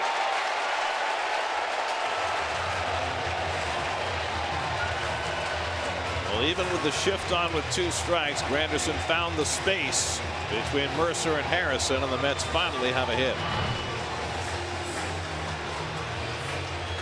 Good time for a catcher to go out and talk to his young pitcher and just tell him, hey, nice try. Well, nice try, but also, hey, we got a game to win now. Remember, you're going to be in the stretch for the first time. Well, no, that's not true. He had Plawecki in the inning I missed. And he walked Cespedes. Yeah. He's been in the stretch a couple of times. Cespedes, a strikeout and a walk tonight. The only walk given up by Taillon. So he's the tying run at the plate in a 2-0 game. And Cespedes taking all the way a strike. Jung-Ho Kang's 2-run homer against Jacob deGrom in the top of the 6th put the Pirates in front. And now the Mets trying to fight back against Taillon.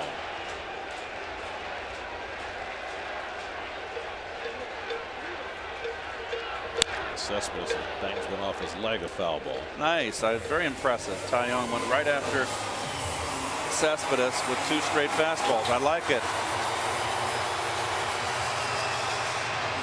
Cespedes, of course, if you leave a breaking ball out over the plate, you could be very quickly rubbing up a new one. Another fastball away.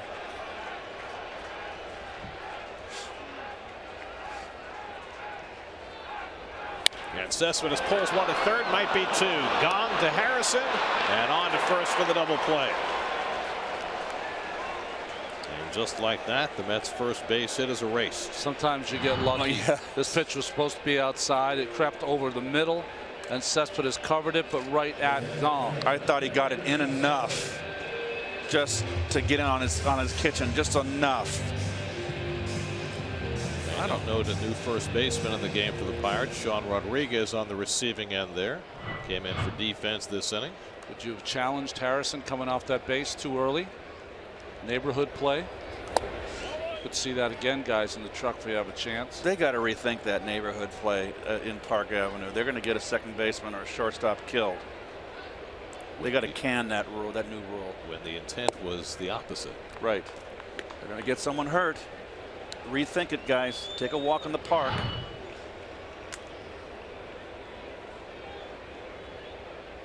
I mean, I think he was on it, but it's close. 2-0 to Kelly Johnson. And now 3-0 with Wilmer Flores on deck. Well, here it is right here. You cannot slide past the bag anymore. That's okay. Got to be within distance. It's very clear that Granderson did not do anything to interfere, and Harrison stayed on the base. Yes, he did. All clean. 3-1 to Johnson.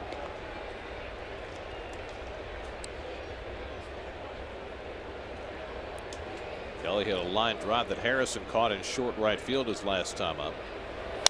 And he grounds this one to Mercer playing on the right side. That's a 6-3 put on to end the inning. So Taillon gives up his first hit, but he's got 7 scoreless under his belt and a 2-0 lead.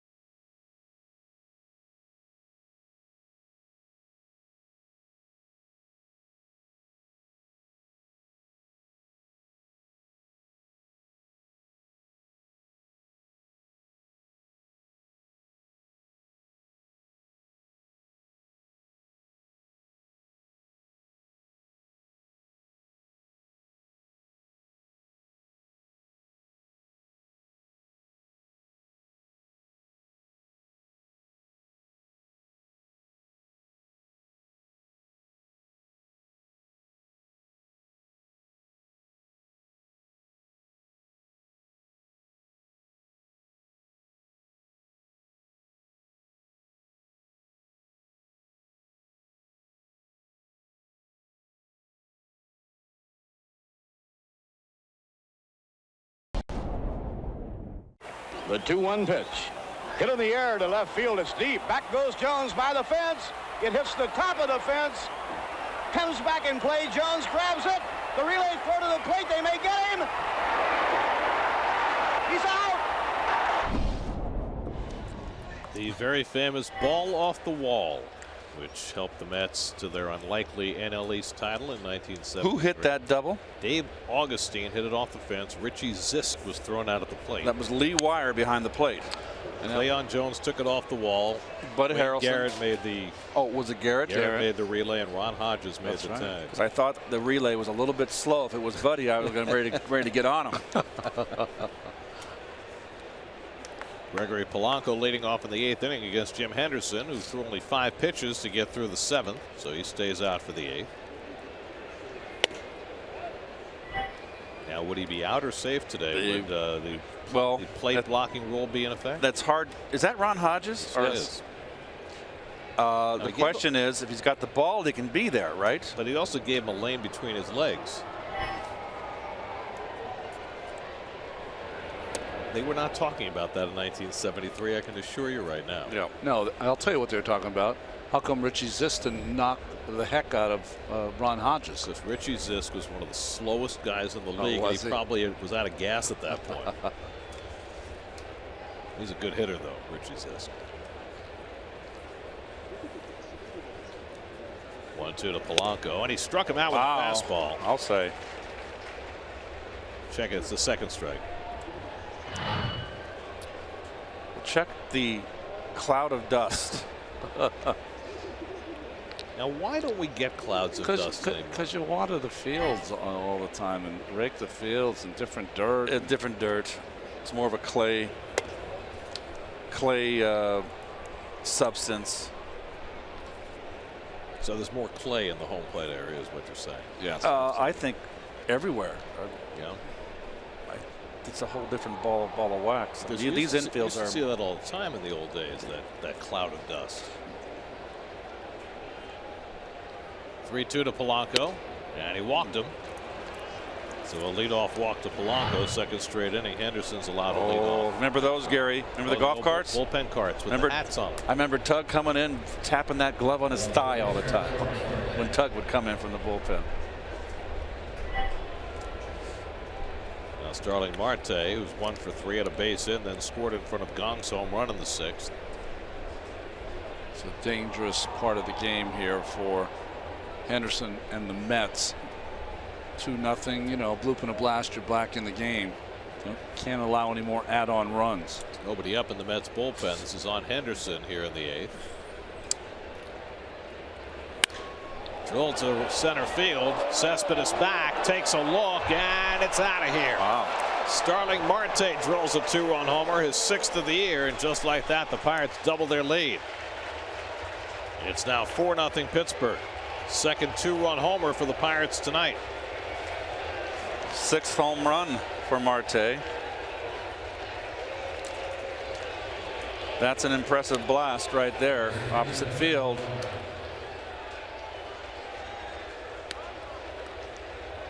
And that got into the seats, Gary. That's a home run in the old dimensions. Right down the pipe. Could have pulled it. Opted to go up the middle with it and showing some power. And he knew it. Jeez. Really? 5 home runs? You're doing that?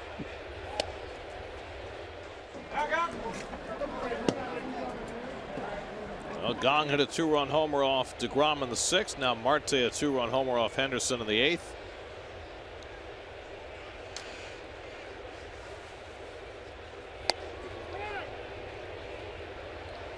Eric Goodell, who made his season debut the other day in Milwaukee, gets up in the Mets bullpen. It's just one of those things, Gary, and I think Ron will concur. The good teams, you don't like them coming in on a losing streak of any kind because they're not going to lose forever. Gong pops one up. Flores coming down to the railing, but he can't make the play. Lost his glove in the process. Somebody please get Wilmer his glove. Tough play here. Gets there. He had it off the heel of his glove.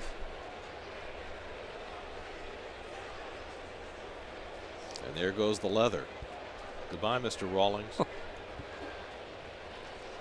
Well, it's tough negotiating that what would you call that, Gary? The warning track? No, the railing. Railing. There you go. Well, that's the second foul pop-up that the Mets have come close to catching, but have failed to catch tonight. So Gong's still in there with a 1-2 count, and he takes that one the other way foul. Gong's working on a perfect night, a walk, a single, and a 2-run homer. His home run went into the seats over the M&M seats, 424 feet away. It was a laser beam.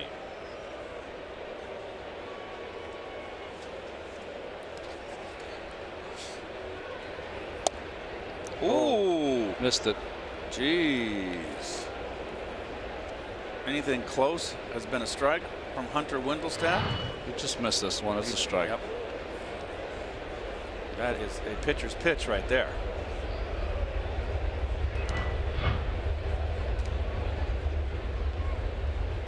Two coming. And Gong gee. able to waste that one away off his thumbs.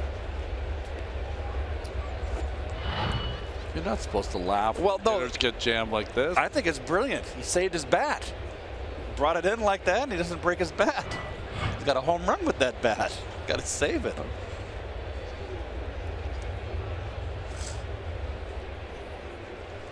Seventh pitch of the at-bat coming. And Gong hits this one to center. Coming on is Cespedes, and he makes a nice backhand catch. That's the first out of the inning. Good play, Cespedes. Nice, I'll say. It's all about getting there. I didn't think he was going to get there. It's a good-looking glove, too, isn't it?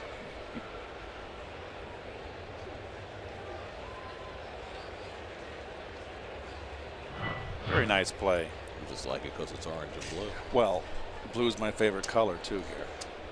And the fans are true to the orange and blue. As you've always told me. It's right there in the song.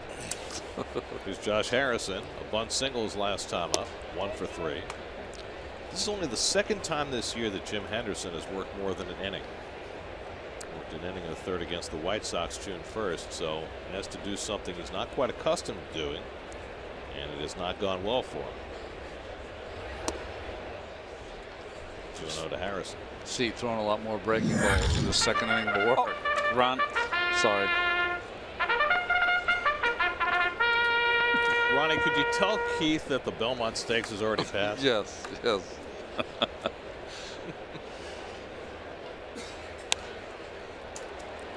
2-1 to Harrison.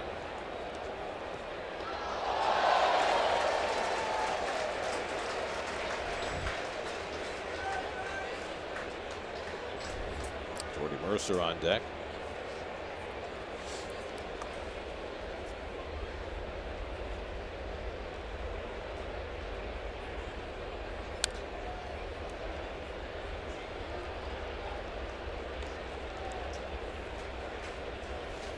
well, the Pirates have kind of kept this crowd out of the game. There's Clint Hurdle. Well, this team had a difficult week to negotiate last week. It rained out with the Mets Monday, so they played a doubleheader Tuesday, night game Wednesday, and then had to go to Denver for a makeup game on Thursday. Cespedes makes the catch. Then they went right back home and they got swept by the Cardinals. So after a day off yesterday, they're looking a little more refreshed. Let's go to Justine Ward in the studio for a game break brought to you by the New York State Smokers Quit Line.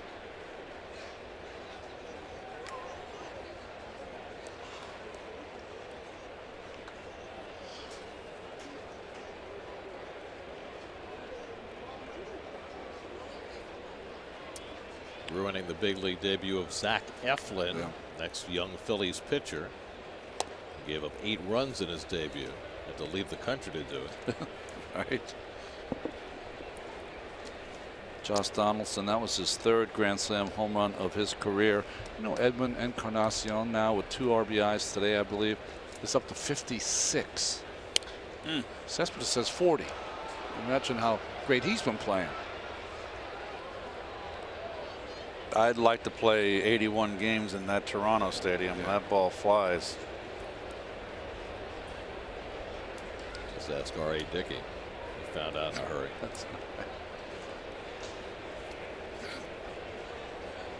RA got beat up the day before when Jared Eichhoff had a nice game. 1-1 to Mercer. And he fouls off the fastball. Mercer's 1 for 3 tonight. Struck out his last 2 at bats against DeGrom, who fanned 9 over 6 innings, but he's on the short end tonight.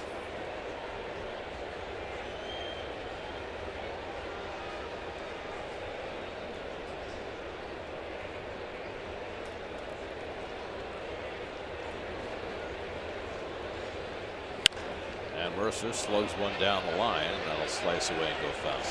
So Henderson, who threw a 5-pitch inning in the 7th, has already thrown 23 pitches here in the 8th. See, to me, it's not about the number of pitches, Gary, and I know that that matters to managers, pitching coaches. It's that certain relievers are used to coming in, and that's it. They don't come in and sit down and go back out. They're just not those kind of pitchers. This is a day, because the Mets had an off day yesterday, where everybody in the bullpen should be available. So it's not like you have to conserve your bullpen after an off day. Well, now you lose Henderson tomorrow, right? I mean, that's how. Yes. I'm watching him pitch this year. It's not that easy for him to go back to back, especially when he's up to the pitch count he is now.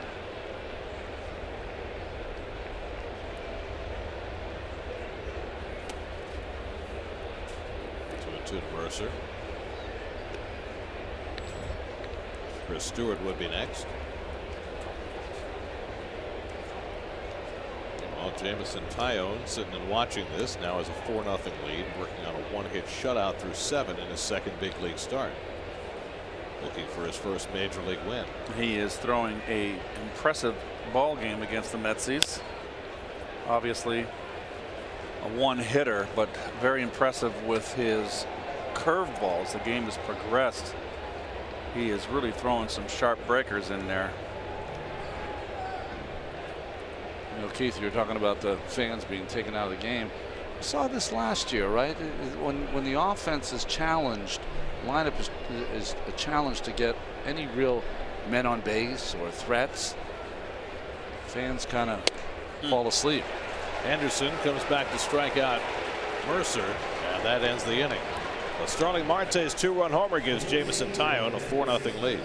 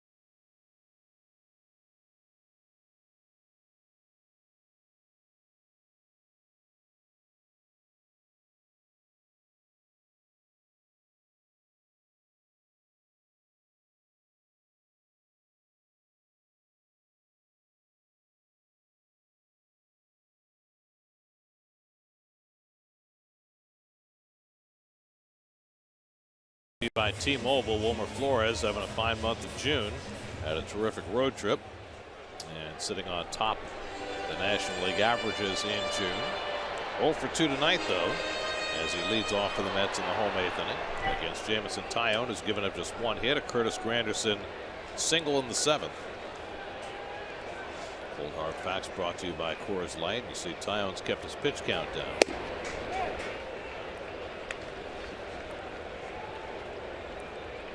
Pirates will get their bullpen cranking for the first time. Tony Watson, the lefty, is up. Clanks off the mid of Stewart. 1-1.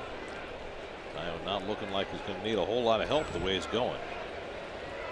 James Loney on deck, then Kevin Plawecki for the Mets in the home 8th. Another ground ball.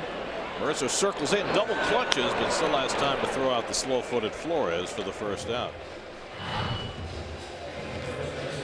Comes in on the run, a little trouble with the handle. Knows he took a peek at Flores after he double clutched and realized he had time.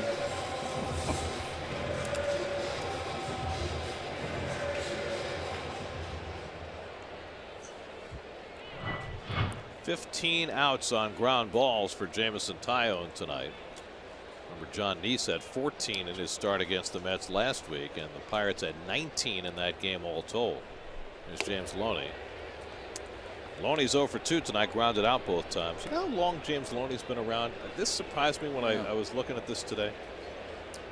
Remember in 2006 when the Mets played the Dodgers in the division series? The 3rd game of that series in LA, James Loney started at first base. Right. 2006.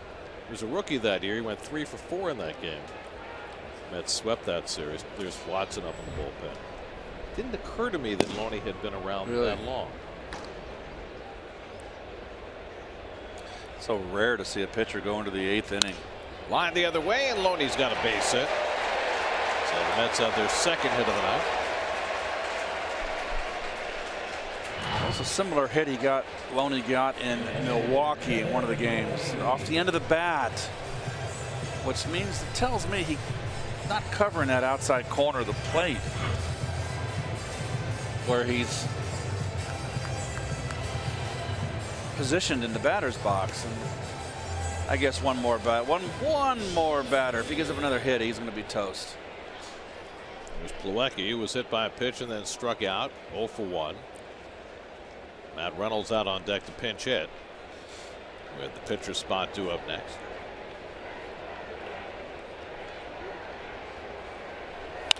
Plawecki grounds one down to Gong behind the bag. The quick throw to second, and they get the force play.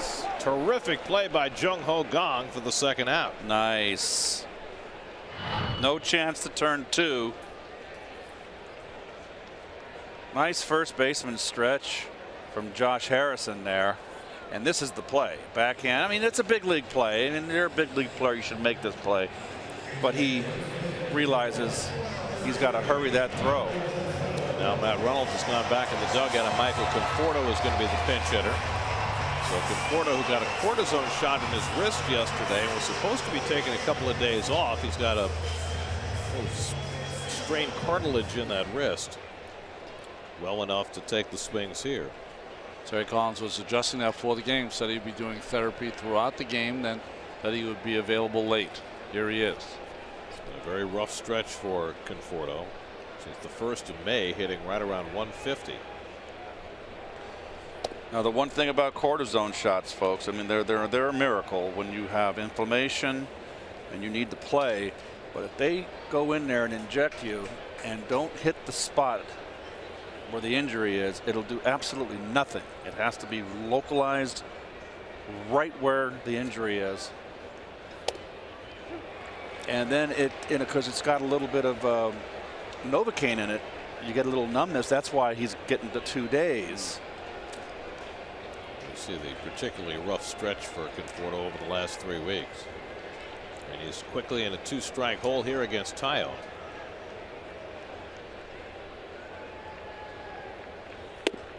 By the way, Tyone in his 10 starts in the minors this year never pitched more than 7 innings. And here he is in his 2nd big league start, trying to complete the 8th.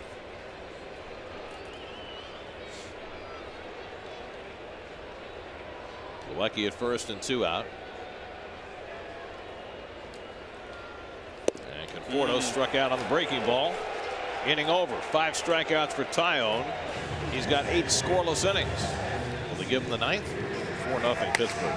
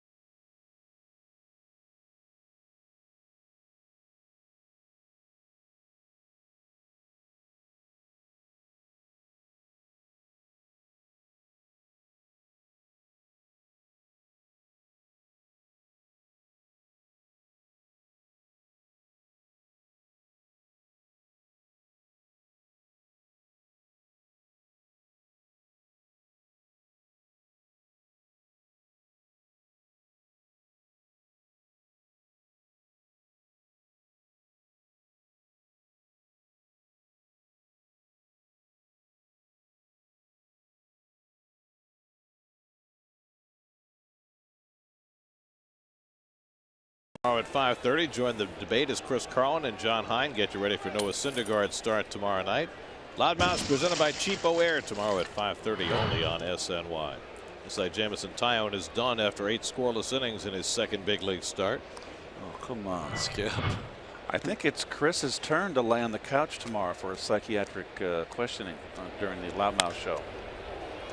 I'm not familiar with that. You're going to have to fill me in. Chris Stewart pops one up, and Granderson there to grab it for the first out, generated by Eric Goodell. Well, see Eric last season, 35 games, 1-1 record. He had his first outing of the season on Sunday in Milwaukee, pitched a 1-2-3 inning. Jim Henderson gave up the 2-run homer to Marte in the 8th in his second inning of work. Matt Joyce now will pinch hit for the Pirates. Batting for Tyone. Well, a badge of honor used to be a complete game. It's meaningless in today's game. Well, when you have a talent like Tyone, who's a big part of their staff moving forward, they just lost their #1 pitcher, Garrett Cole, to an injury. They're going to be extra careful. So today's game, it's how it goes. Joyce having a good year as a pinch hitter. 9 hits, 4 home runs already as a pinch hitter this year. Had a miserable year in Anaheim last year and has really rebounded nicely.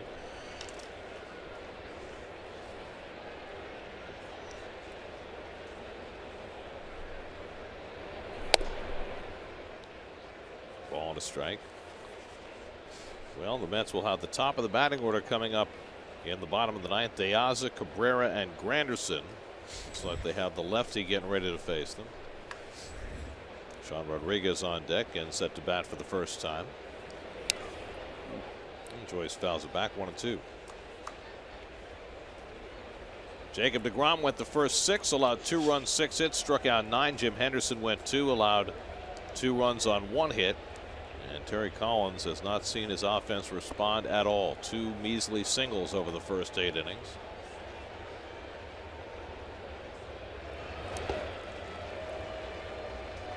And Tony Watson looks like he's going to start the 9th inning. With left-hand hitters coming up. It's not been a great season for Tony Watson. And it's been part of the reason the Pirates have struggled is that their bullpen, which used to be so locked down, other than their closer Melanson, has not been quite as good. Joyce strikes out for the 2nd out. So Goodell's now faced 5 hitters this season and retired them all. I think that's a good split finger from Goodell that he learned a couple of years ago. There it drops. Good arm action, and the bottom just drops out. It'll be interesting the next time the Mets play the Phillies. Maybe Eric can face his brother in the big leagues for the first time. Throw that pitch. That pitch kept me in long pants for a long time. Here's Sean Rodriguez. First pitch swinging, flies one out to center, and Cespedes is there. So another good inning for Goodell as he sets the Pirates down 1-2-3. Now the Mets come up in the bottom of the 9th trying to avoid being shut out. 4-0 Pittsburgh.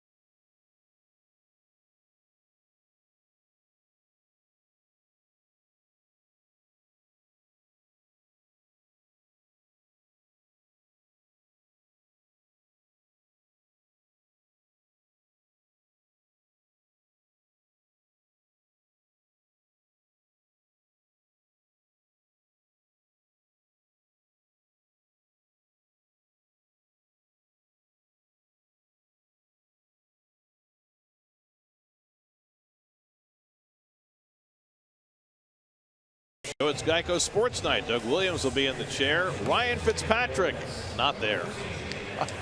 So we're not going to talk about it. We already did. Oh, sorry. Tony Watson will pitch the bottom of the 9th for the Pirates. Well, Watson has been such a big part of this Pittsburgh bullpen. You're saying that he's gotten off to a slow start, which he has, but we're talking about a guy that routinely has pitched 70 to 80 games a year for these Buccos. Matt Reynolds batting for Alejandro De Aza, leading off in the last of the 9th. And Reynolds takes a strike.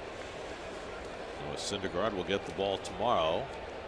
It's one of those times, and you know, it seems like last year about this time we were saying the same thing.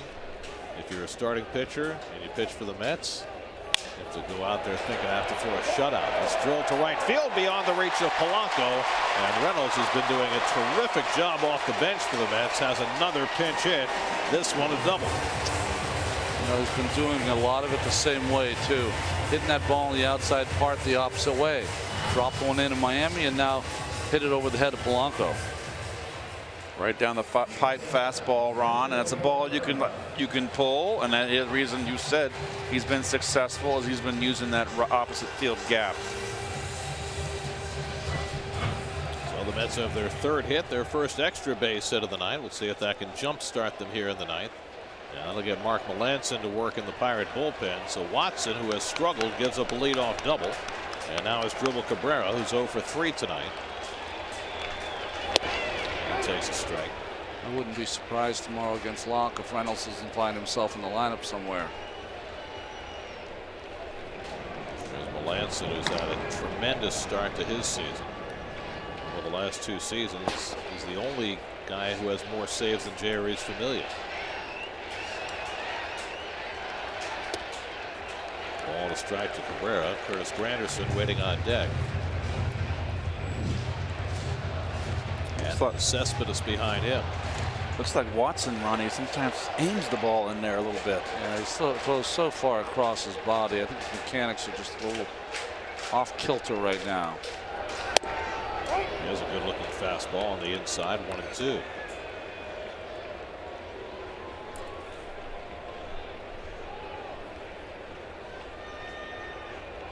Tony Watson, 31 years old, out of the University of Nebraska.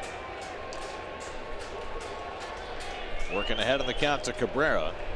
And as Dribble breaks his bat as he grounds one down to Gong. And Gong throws him out, 1 away. Gong has got showed some nice range to his left. He's got good hands and a good glove. You can just tell the guys with good hands. Yeah. You know, it just they make it look easy. Now that's a play you should make. You know, it's the big leagues, but there are guys that make it look difficult. Good range there. I think that was the issue. Yep. Well, he plays shortstop too, so he's got that kind of range. Here's Granderson, who had the first mad hit against Jamison Tyone, single leading off the 7th. And he gets tied up, and it's inside, ball 1. Tyone went 8, allowed no runs, 2 hits, 1 walk, 5 strikeouts, a hit batsman, 91 pitches, and a brilliant start in his 2nd outing in the big leagues. Melanson ready if needed, with Cespedes on deck. And Granderson with a check swing foul, 1-1. Curtis is 0 for 2 in his career against Tony Watson.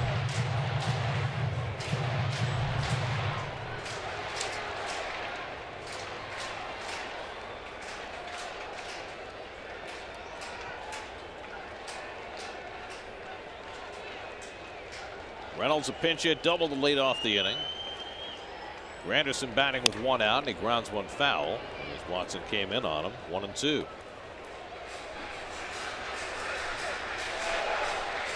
Mets have been shut out 5 times this season. In danger of a 3rd straight loss. Meanwhile, the Nationals are down 3-2 as they bat in the 8th against the Cubs. Nats lead the Mets by 5 games coming into the day. On the inside corner, got him looking. That front door slider from Watson for the 2nd out. Good call, Gary. Not by design. You see the catcher set up outside corner and have to come across the plate with the backhand of his glove. But it freezes the hitter, and you go back in the dugout and you go, "You lucky son of a gun. You didn't mean to do that, did you?" Game's now in the bottom of the 8th in Washington. Here's Cespedes with the Mets down to their final out. Yoenis is 0 for 2 in a walk today.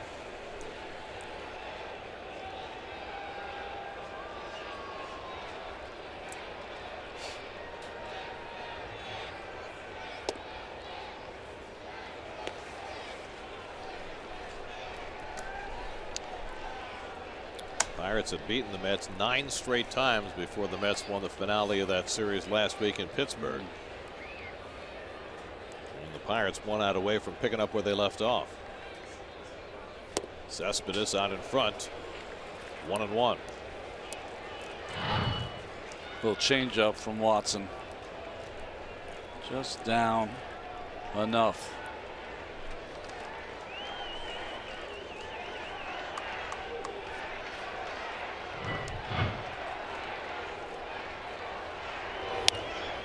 Fouled off, and now the Mets are down to their final strength. Likes to pound inside, Mr. Watson. It's a seesaw you're trying to put hitters in. Change up down and away, and then fastball in on their hands.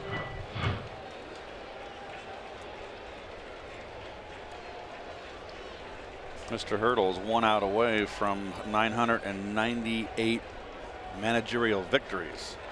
1-2. Cespedes takes it high, 2-2. That's something that Cespedes has made great gains on over the season, over the winter. Last year you could get him to chase upstairs. Not so much this year. Much more disciplined on that high fastball. Trying to keep the Mets alive. Kelly Johnson would be next. And Cespedes drives one deep, but foul. I think I'd stay out of that cocina, Ronnie. Too many times. I don't think I go back inside again. Cespedes almost dining in the Acela Club with that one.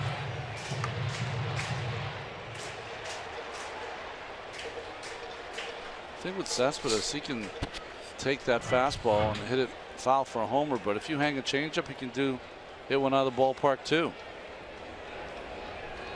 2-2 toward the middle of the diamond, but that's where Harrison is playing. And the Pirates have shut out the Mets in the opener of this series and beaten the Mets for the 10th time in the last 11 tries, as Jameson Taillon stifles the Mets for 8 innings in his second big league start. Well, Jacob deGrom pitched well enough, only gave up a two-run home run against Gong, struck out 9 in 6 innings of work, but Taillon was just a fantastic. Flirted with a no-hitter through 6 innings, ended up with a 2-hitter over 8 innings pitched with a low pitch count.